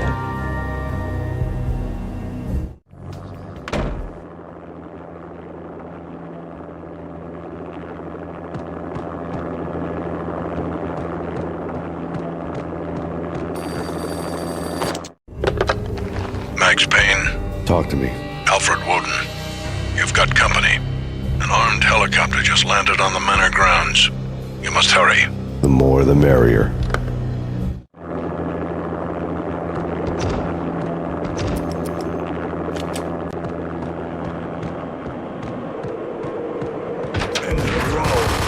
Vince Miliano.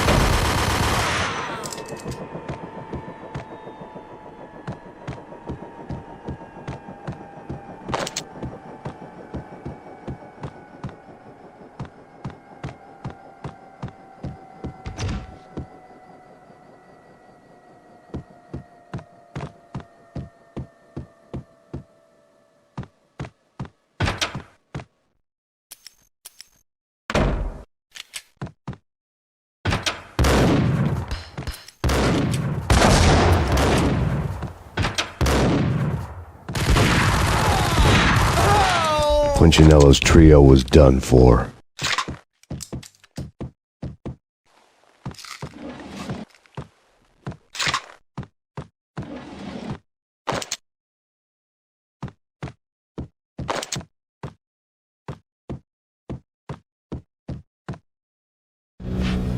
Outside my door. Hurry. He's coming for me. You gotta hurry. Please. I could hear Punchinello on the phone begging for help. He should have been saying his goodbyes. Punchinello was a pushover. The moment I stepped into the room, he folded like a deuce before a royal flush. No, wait. I was just doing what I was told. I couldn't refuse. She's someone high up. Government, maybe. I don't know. He was trying to buy more sand for his hourglass. I wasn't selling any.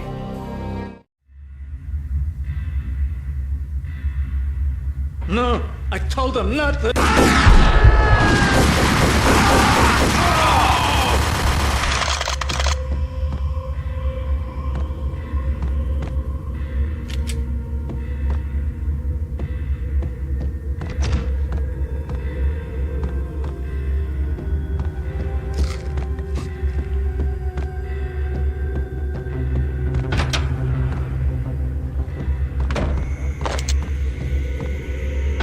Drop it. Don't move. Game over, Max Payne.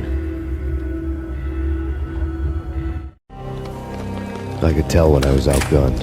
It was time to take another beating. The mystery witch was a real barracuda. Trouble on dagger heels, a smoking assault rifle in her hand, and an army of killer suits behind her. How sweet. I get to kill two birds with one stone. Sooner or later, it was going to catch up with you. Mr. Payne, it's time to show you the benefits of my brew. Be a good boy now. You'd find that Lady Luck was really a hooker. Ah! You were fresh out of cash.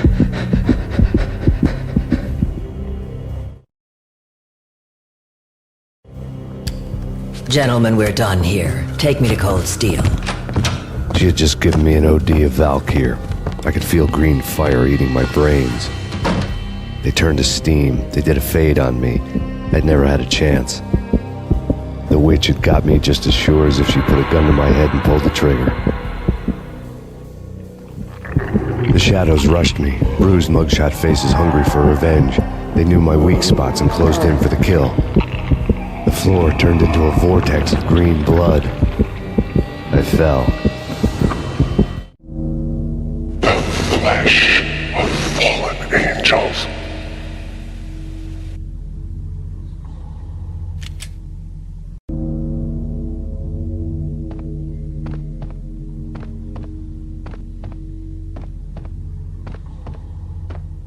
Who's there? Max? Max, is that you? Max? Where are you, Max? Please.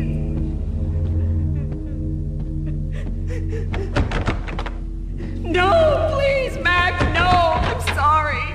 Please don't, Max, no, please.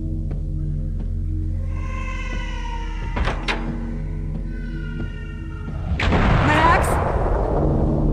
Where are you, Max? Max, please. The letter was staring at me.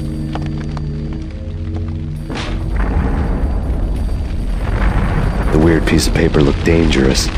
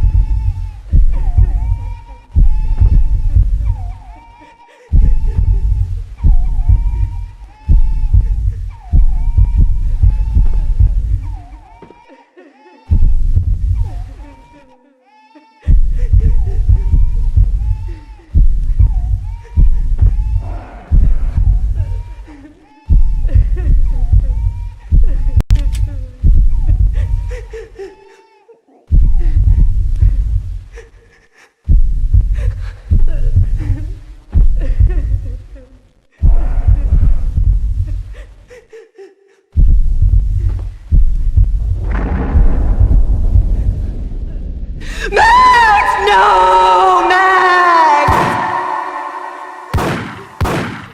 Murderer! You killed her!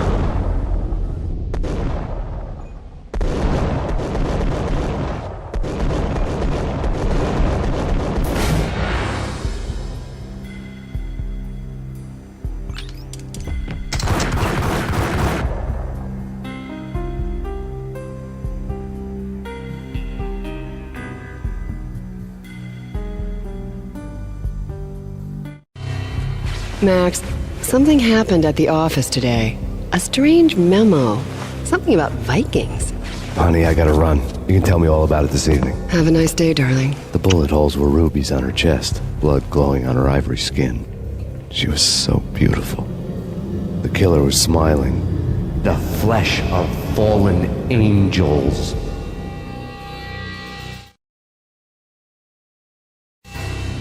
Slowly, the green nightmare faded, leaving dark stains on my soul that would never come off. I felt like flatlining. I was all shook up.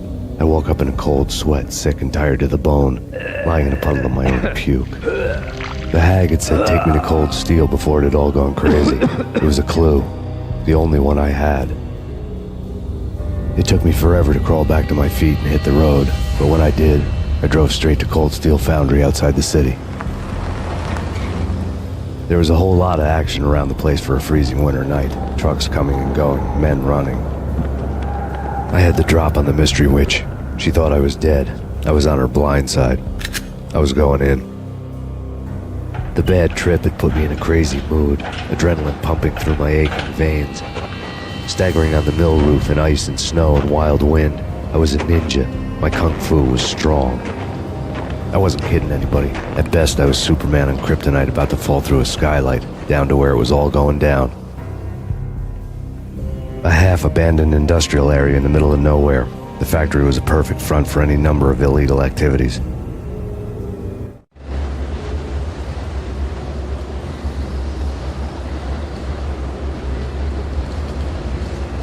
In the belly of the plant, molten metal boiled and bubbled like a witch's brew.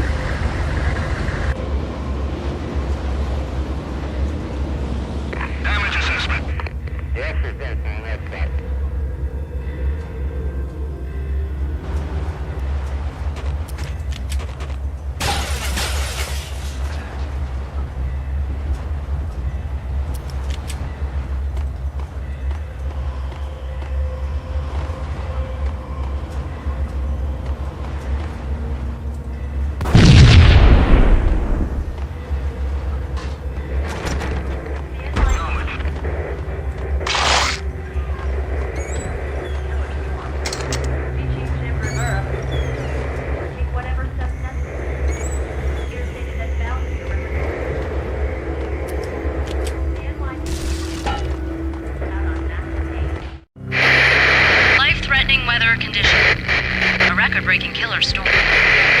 In the city's history, vehicles stuck in snow. Heavy snowfall. Forecast shows severe weather is expected to continue. Out in the night, snow fell like confetti over the Devil's Parade. The storm was anything but over.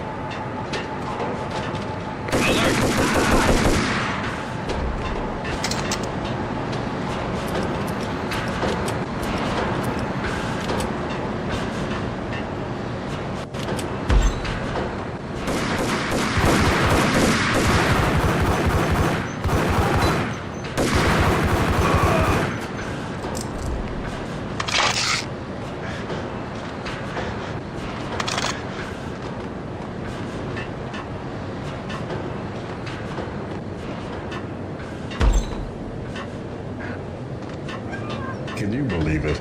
I bet they sleep with their rifles. I bet they've given them names. I guess. So...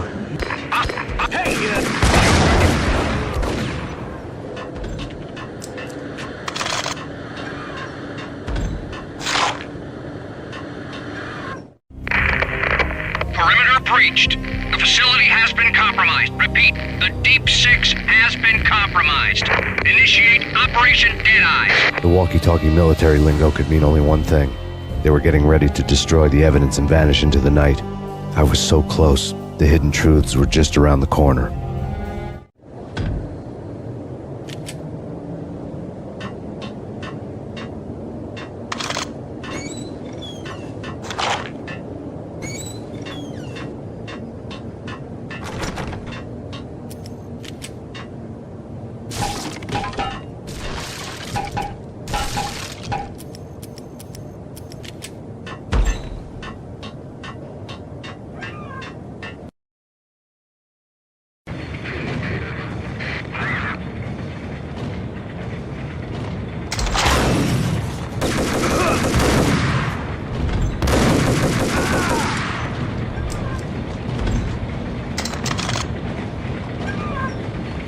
Folder on the table told the grim. The mercenaries were running a tight operation, paperwork and all. Merchandise missing again. A chemist had tried to smuggle it out for his own private party. Locked him up in cell B7 in D6's old test facility to wait for proper processing. I was close enough to hear the secrets, just beyond the next doorway. Tail.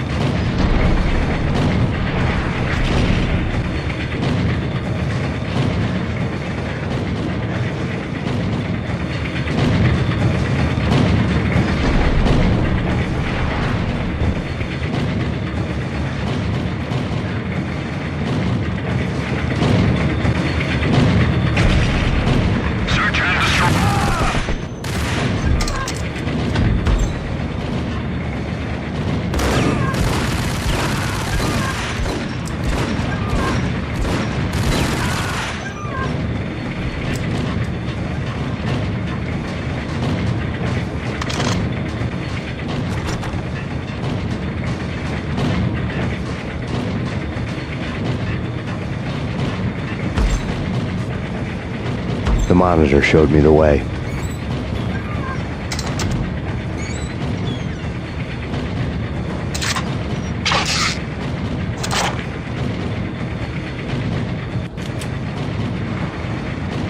Processing diagrams fill the control room screens, all but one.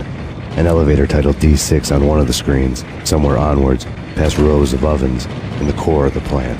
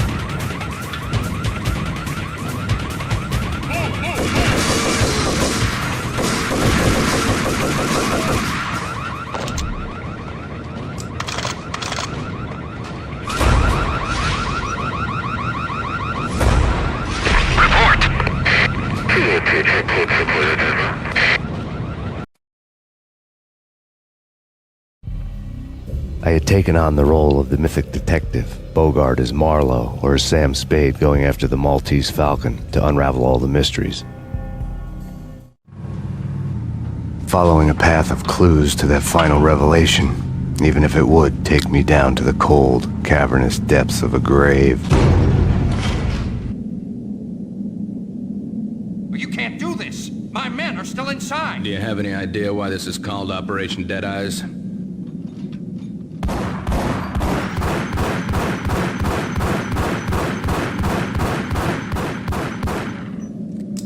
I think he's dead already. Let's do it.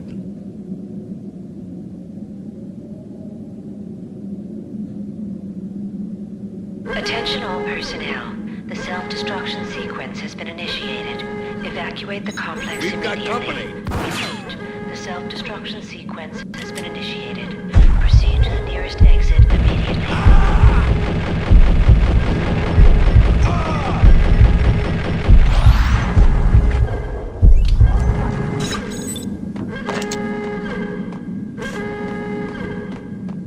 I had seen the logo. There was an old army bunker under the steel mill. I knew the military plaque on the floor. I had seen 1,000 variations of the insignia on crumbling brick walls everywhere in the city. The sword replaced by a syringe. Project Valhalla, V for Valkyr, V for Valhalla. All of a sudden it read like a crackpot conspiracy theory. The floor before.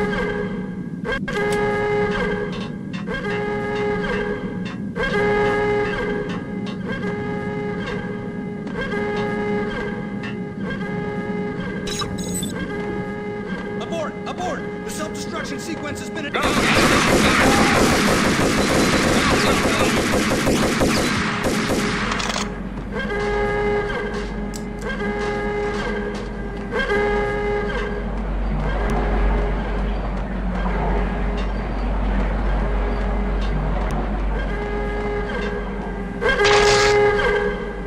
Attention all personnel. The self-destruction sequence has been initiated. Proceed to the nearest exit immediately.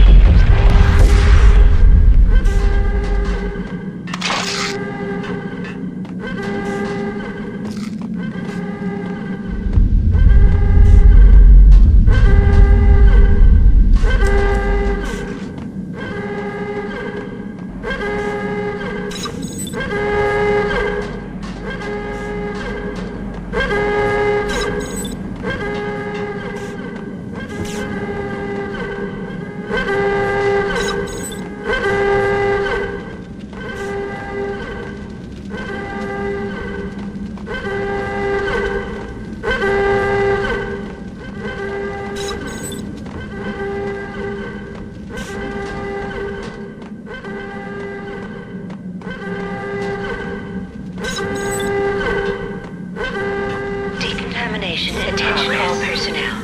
The self-destruction sequence. The chemist had been using the workstation when he died.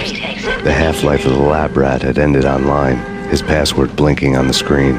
665, the neighbor of the beast.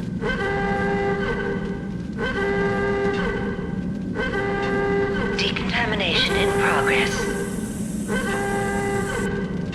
Decontamination completed.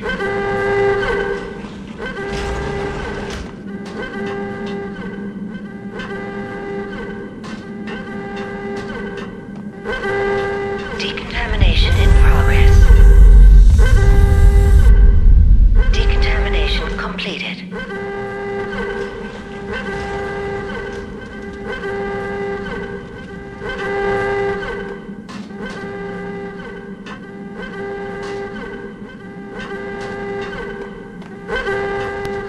Decontamination in progress. Attention all personnel. The self-destruction sequence has been initiated. Proceed to the nearest exit immediately.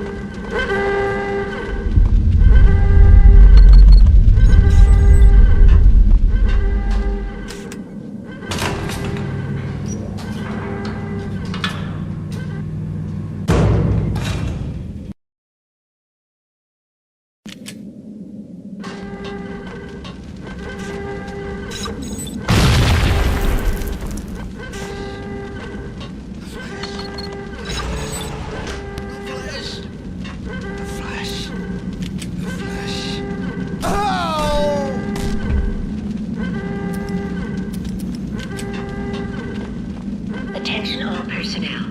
The self-destruction sequence has been initiated. Proceed to the nearest exit immediately. Hey, in here! Hey, get me out of here! I'm in this. Thanks. I thought I was gonna die in there for sure. I need you to get me through the decontamination chamber airlock. You're crazy! No way! The place is blowing up, for Christ's sakes! Either that or back to the cell. Your choice. Okay, I'll do it. I'll do it.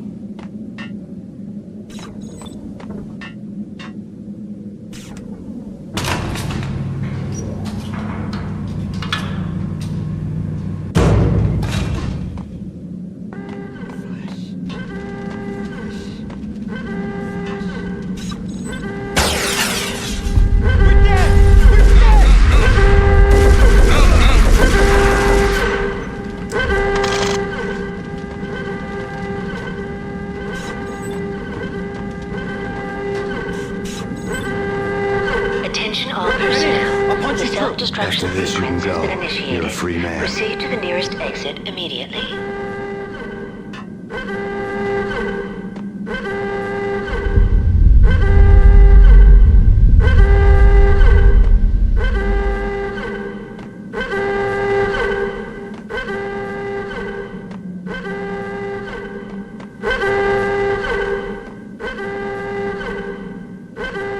Decontamination in progress. Bad. Decontamination.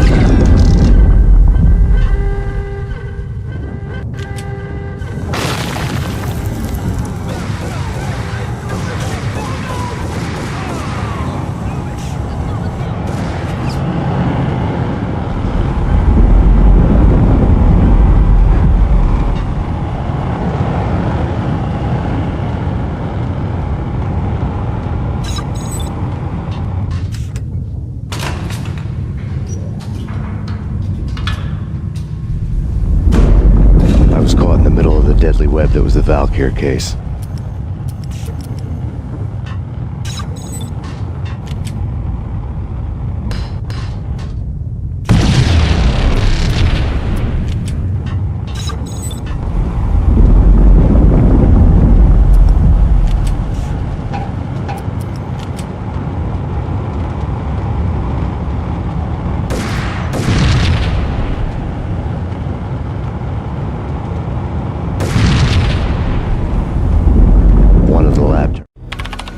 Top secret. Project Valhalla. U.S. Army. Yggdrasil Network. Valhalla, the otherworldly place in Norse mythology where the bravest heroes spent their afterlife feasting and fighting forever, their wounds miraculously healed night after night. Valkyr, the maidens who chose the most courageous Viking warriors and carried them to Valhalla. 1991. The research objective is to create a chemical substance to enhance the stamina and morale of infantry troops. 1995. Results unsatisfactory. Project canceled. Someone had decided to continue the sick experiment unauthorized. Project compromised. Data leak. Fix the damage by any means necessary. Security clearance red. Authorized by the project lead. Field test. Double the dosage for all the remaining test subjects. Observe and record the subject's behavior in an urban setting. The drop-off point was my old address in New Jersey. The file dated 3 years ago. Just when you thought you had reached the deepest depths of horror, it suddenly got worse. How to turn off that small voice inside your head that started to whisper that you should be glad that now, if not before, your revenge was justifiable on any conceivable moral scale. That small voice proved, beyond any doubt, that I was damned. Terminals had the project logo, and the dagger-heeled woman had come and gone a long time ago. There was nothing more for me here. The bunker's name was acting as a self-fulfilling prophecy.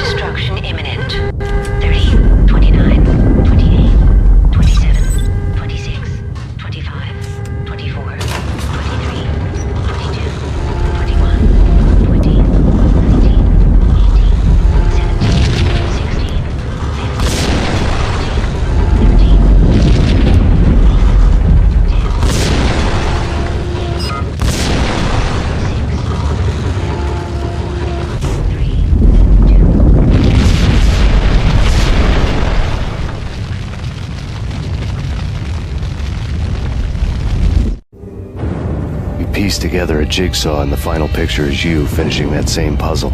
A mad, green-eyed killer standing behind you. An urban legend come true. The Project Valhalla test subjects had been the mad junkies who had murdered my loved ones. The rest was simple body count math. It all pointed to her. Ms. Valkyr. The factory went up in a fiery inferno behind me. All my leads were dead, turned to smoke and dust. I had lost my way. I hadn't slept in a million years.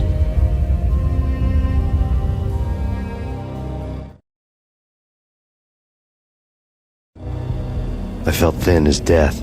I've been living on an endless supply of week-old donuts. They were fuel for this crazy furnace inside my head. I couldn't remember when I had last seen the sun. I was on a permanent graveyard shift.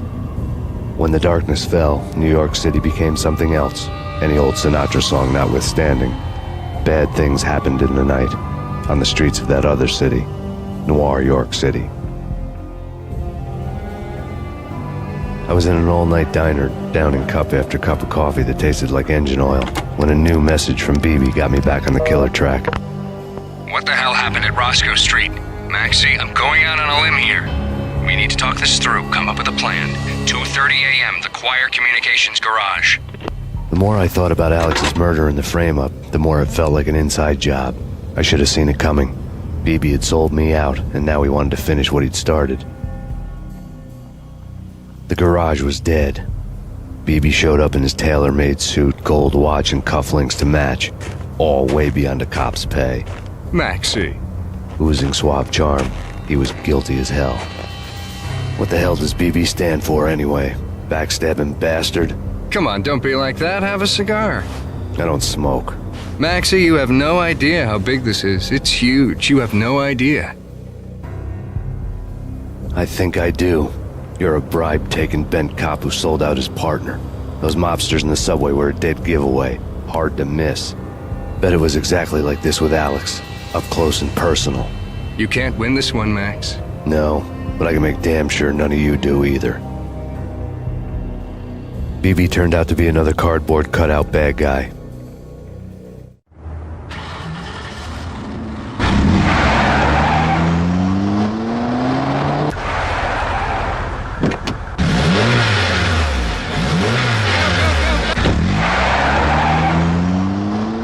A bad cop on the take. A cowardly right-hand man fleeing from the scene, leaving his thugs to do his dirty work.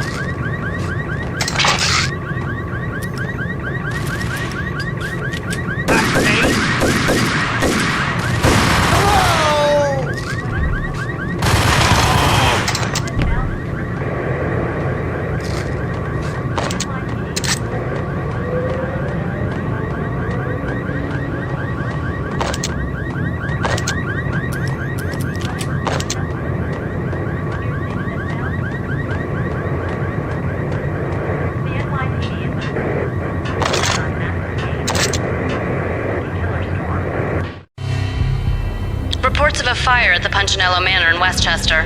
The manor is the home of Angelo Punchinello, the alleged head of the Punchinello crime family. The police are now saying, contrary to their earlier statements, that Max Payne is still alive and at large.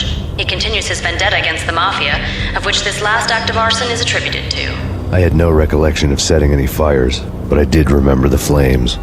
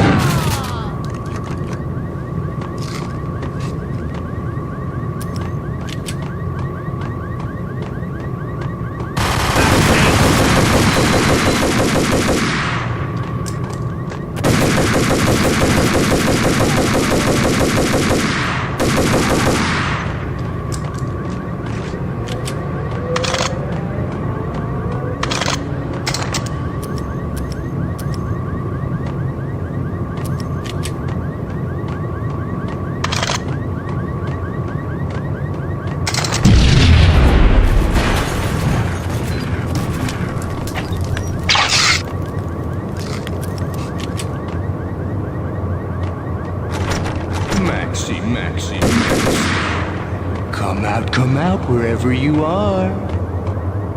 You know, I really hate people who refuse to see the inevitable. Refuse to do the smart thing.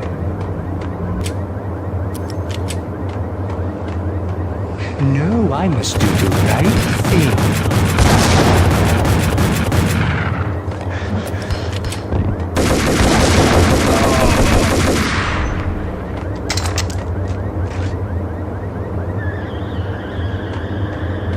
The payphone started to ring.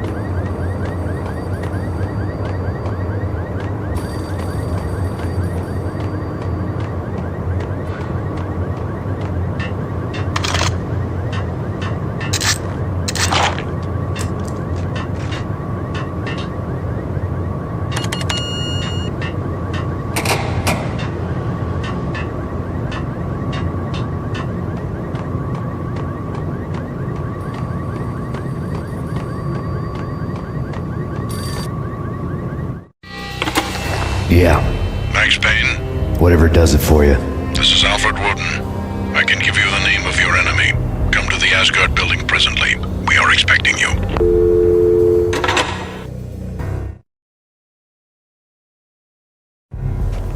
Woden was waiting for me on the steps of the old building. Mr. Payne, let's go inside. The others are anxious to begin. The others? Despite the general misconception, this building actually predates the City Hall by 2 years, thus being the oldest municipal building still in use here at the foot of the Brooklyn Bridge. No kidding. The old man played tour guide as he led me through a dark, domed hall. The answers I was after loomed large ahead. Mr. Payne, I would like to introduce you to my colleagues in what we call the Inner Circle. You've been watching too much X-Files. You have seen the files on Project Valhalla. We can fill the gaps, provide you with the information missing from those files.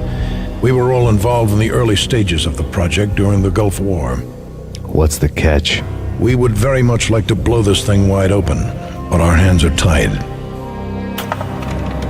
Her name is Nicole Horn.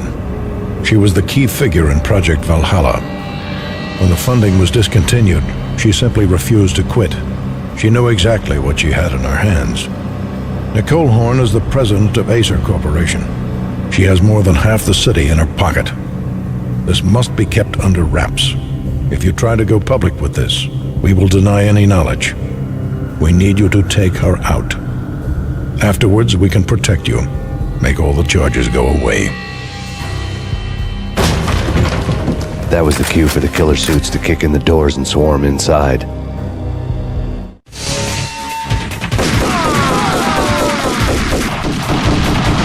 It was an impressive floor show, but I decided to leave early anyway. It was only a one-story fall. Lucky me.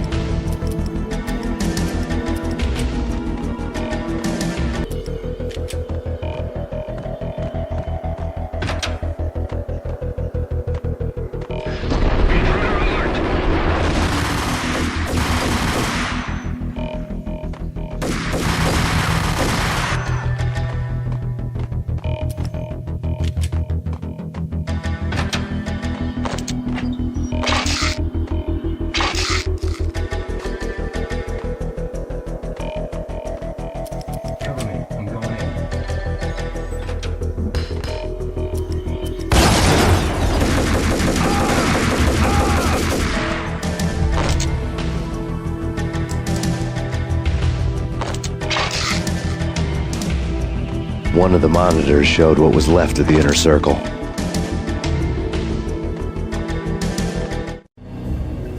On screen, the so-called corpse of Alfred Woden stood up, miraculously waking from his dirt nap, looking smug among his dead pals. In the land of the blind, the one-eyed man is king. I didn't know how he'd pulled it off, but it was a pretty slick way to get out of all his promises.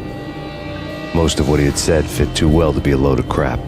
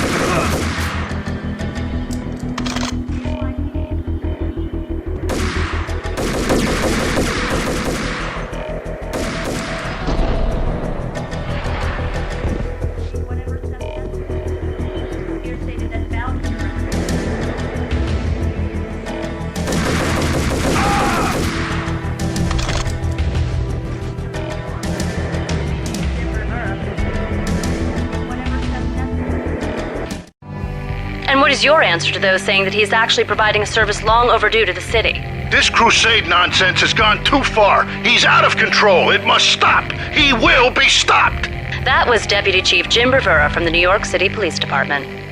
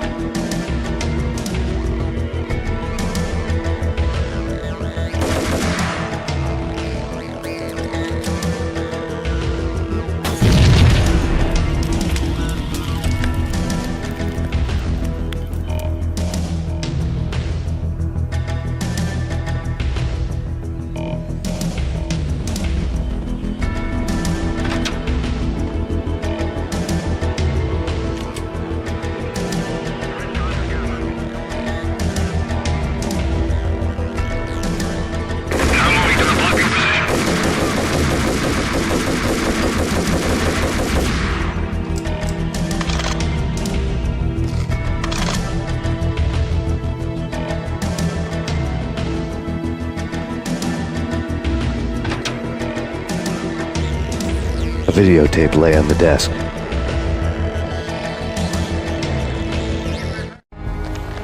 Nicole Horn had blackmailed the Inner Circle into silence. The tape came with a curt extortion note on a piece of expensive paper. I remembered Candy Dawn taping her clients in action on the side, selling the tapes to the highest bidder. I was sure that kinky sex was nowhere near Alfred Woden's worst sin, but I had a feeling that when this was over, any collateral would come in handy.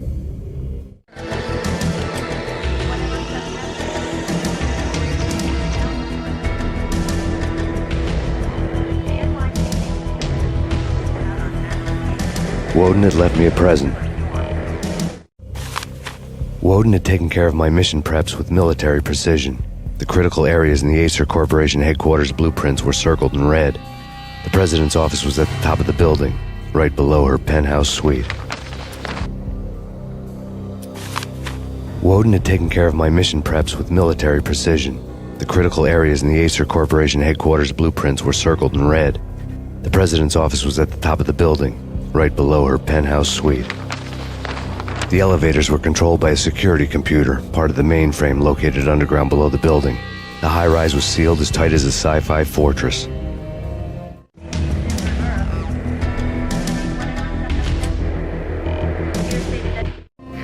Nothing seems to stop Acer Corporation's phenomenal victory march.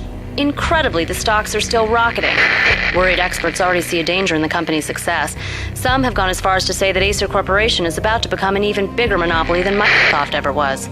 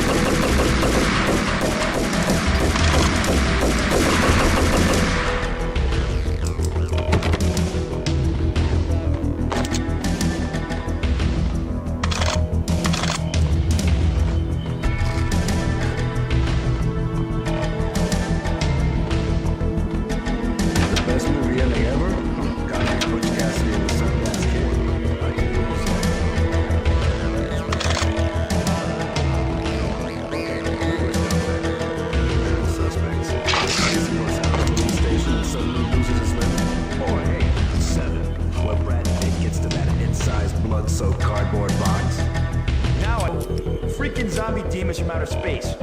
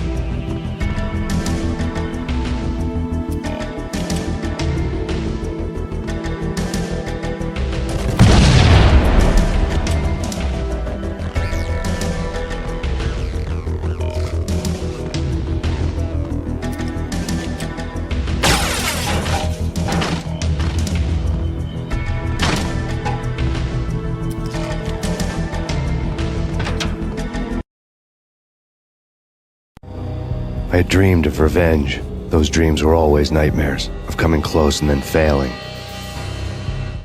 Now I was close. I had a name to guide me, Nicole Horn. I had nothing to lose.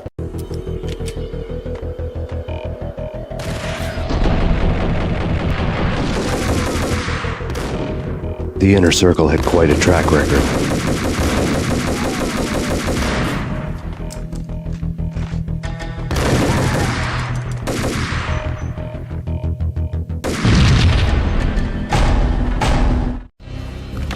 Project Valhalla had not been the only thing the Inner Circle had been involved in. There were rows of cabinets full of files. The Serpentine Secret Society went back a long way, always pulling strings from the shadows. I couldn't say I was sorry. Woden's move in some Byzantine power game had cut the Circle's membership roster to 1. The old man wanted me on cleanup duty. It was my mess, too.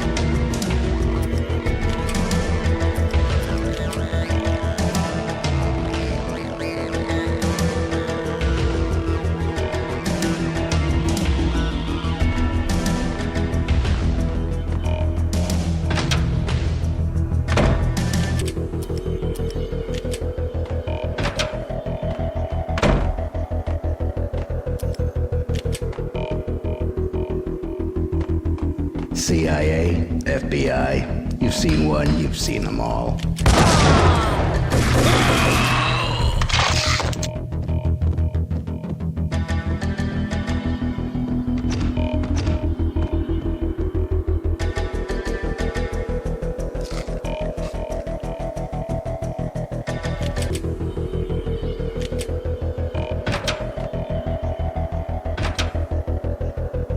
Take him down. Shoot to kill. Let's finish this.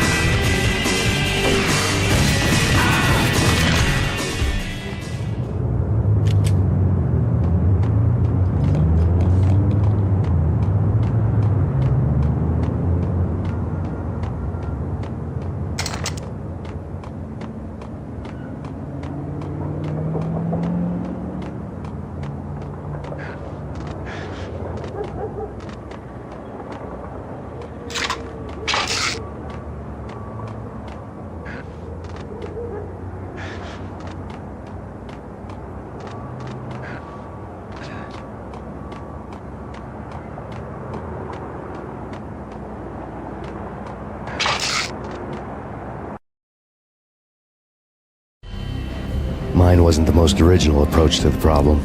It wasn't as if it hadn't all been done before. An eye for an eye, the first principle of revenge. Old as dirt, still going strong. The cardinal rule in going after someone with an intention to kill was not to make it personal, which it almost always ended up being anyway. It did with me.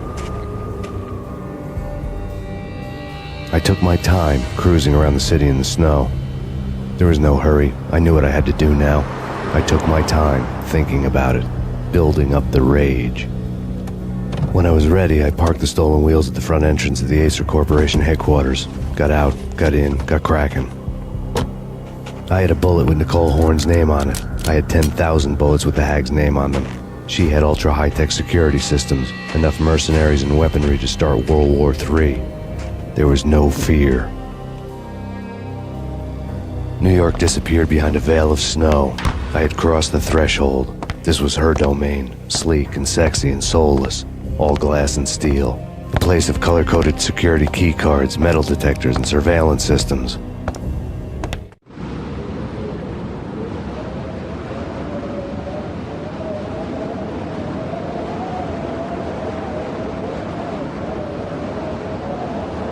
Colder than a walk-in fridge. Cold as a gun.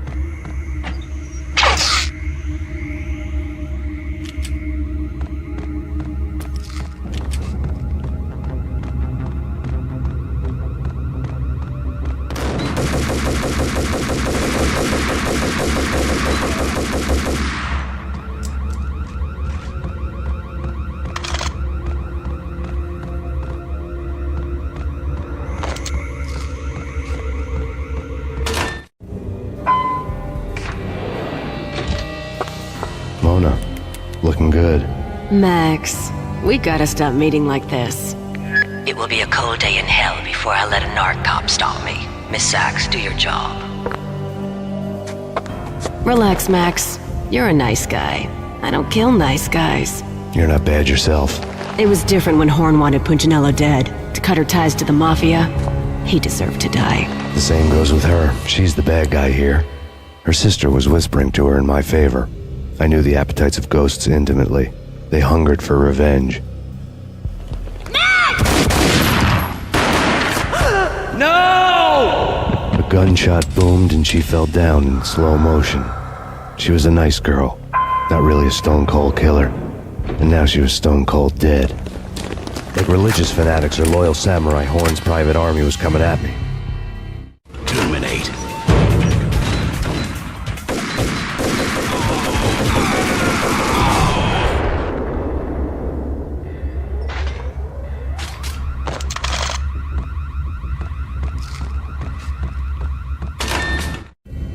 When the elevator came back down, Mona was gone. There was a lot of blood, but no body. Something clicked for the final time. My mind had never been so clear, as if somewhere high above the storm clouds were already gone, cold stars blazing from the black skies.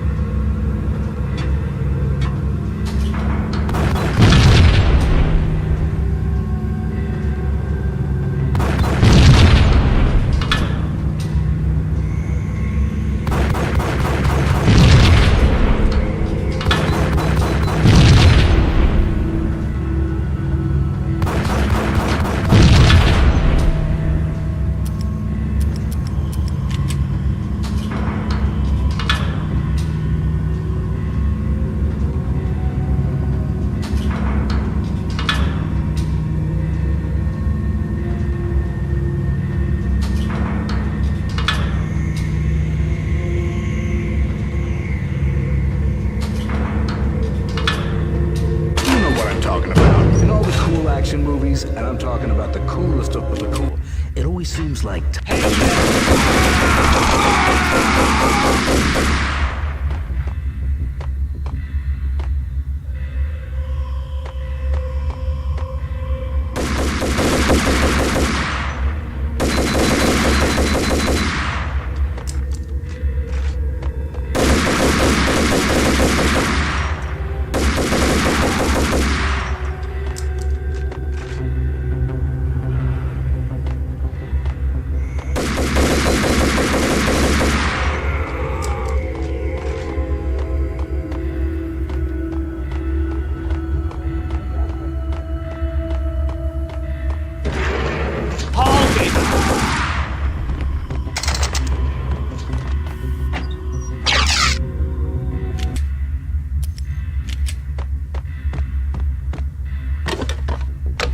I had elevator access to the mainframe. From there, I'd be able to override the security locks and get to her office.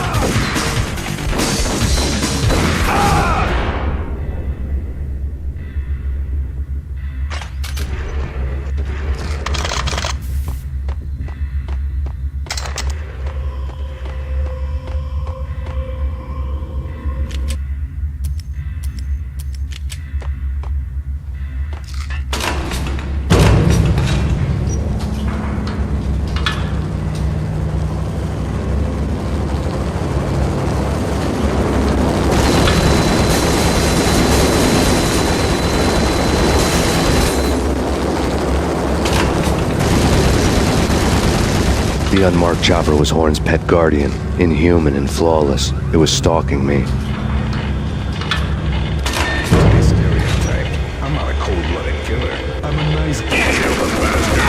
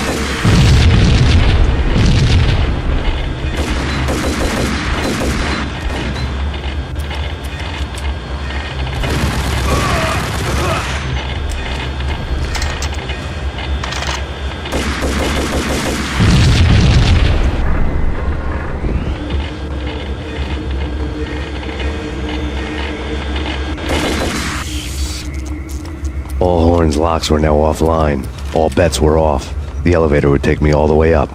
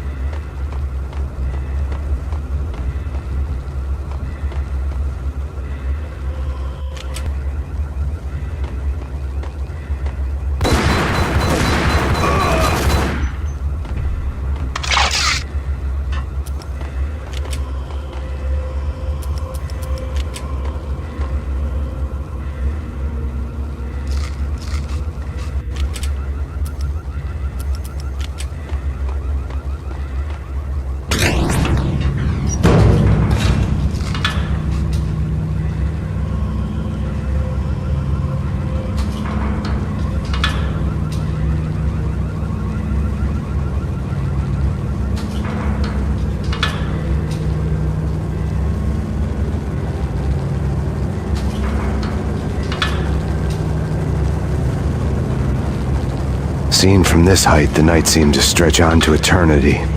A hint of desperation had crept into the snowstorm, as if it was trying to get it all out before the end.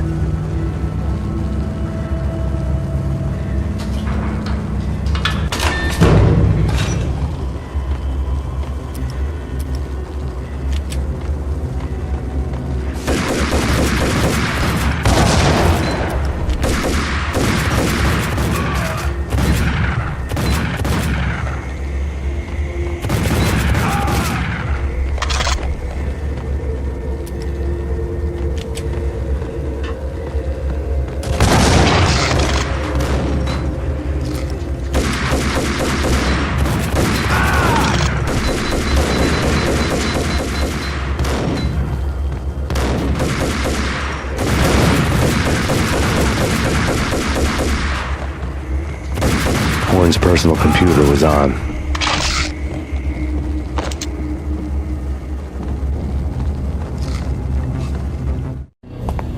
Next to the printer was a neat stack of expensive paper.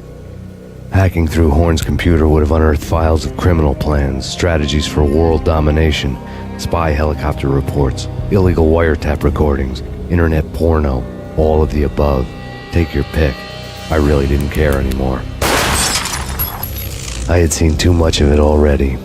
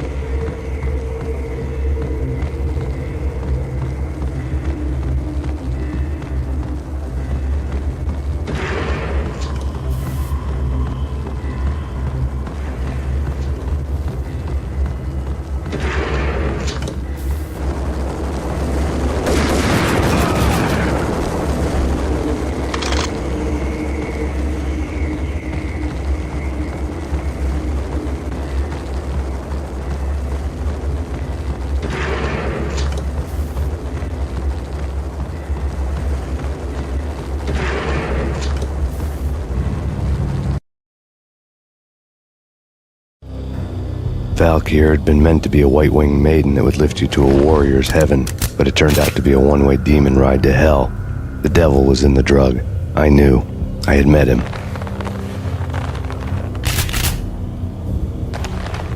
And now I was gonna kill her. The queen of the underworld who had tried to lift herself a bit closer to heaven with her drug money. No begging, no bribes. She knew better. Honor among killers. We who were about to die. Both of us knew how this would end, in pain and suffering. All this because your wife stuck her nose into things that were none of her business. The cops were coming to take me away. The sirens were like a bad conscience I couldn't shake. It's ridiculous you've made it this far.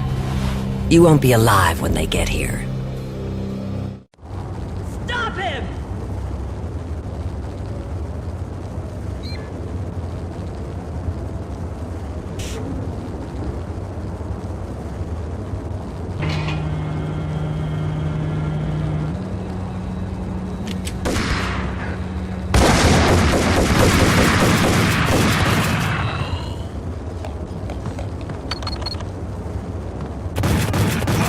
Ah!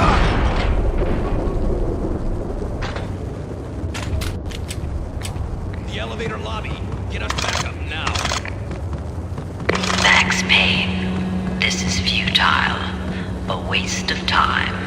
The deaths of your wife and daughter were necessary. Inevitable. It is done. You cannot bring them back. Nothing you do will make it any better.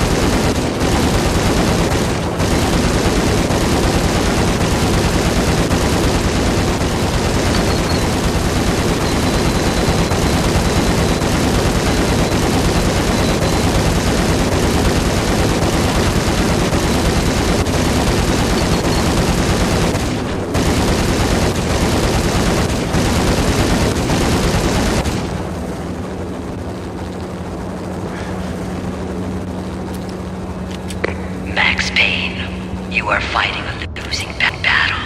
You cannot survive this. You will die. Stop fighting. Make it easy for yourself. Accept your fate. You will die here.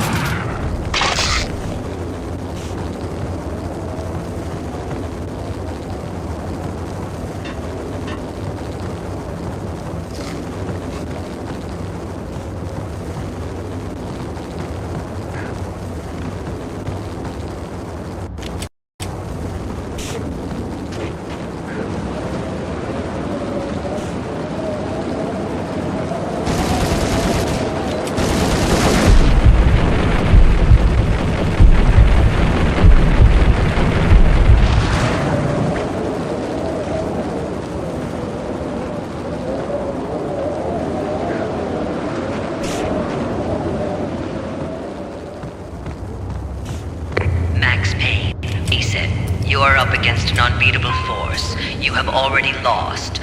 You have lost. Only death will set you free from your pain.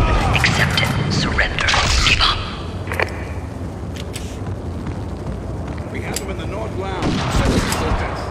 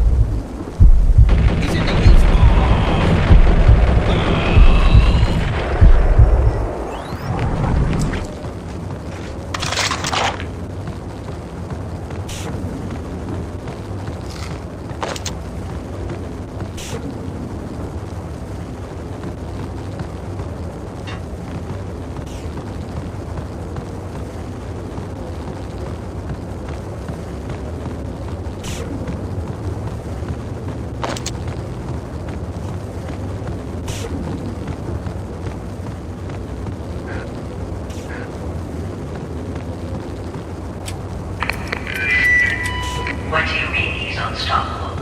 You are superior to him in every way and how. You are better trained, better equipped. You outnumber him at least 20 to 1. Do your job.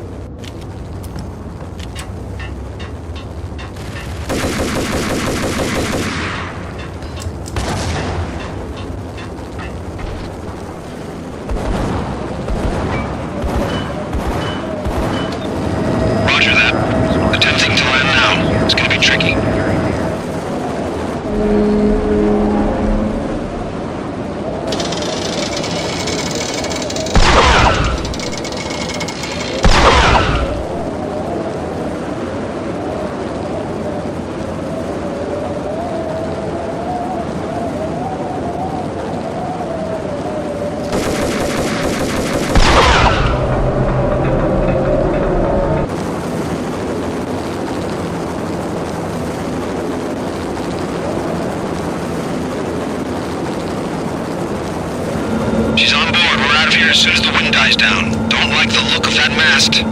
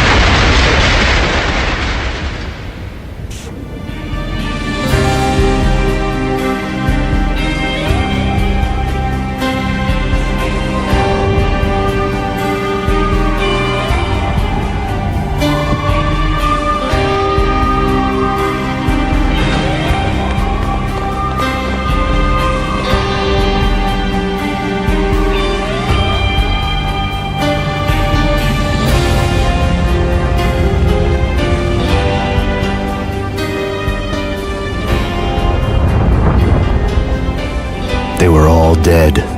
The final gunshot was an exclamation mark to everything that had led to this point. I released my finger from the trigger. And then it was all over. The storm seemed to lose its frenzy. The ragged clouds gave way to the stars above. Max Payne, this is Deputy Chief Jim Bravura from the NYPD. We've got the building surrounded. Throw down your weapons and lie down with your hands behind your head. A bit closer to heaven.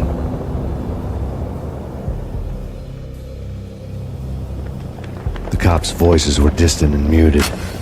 Freeze! NYPD! Hold it right there!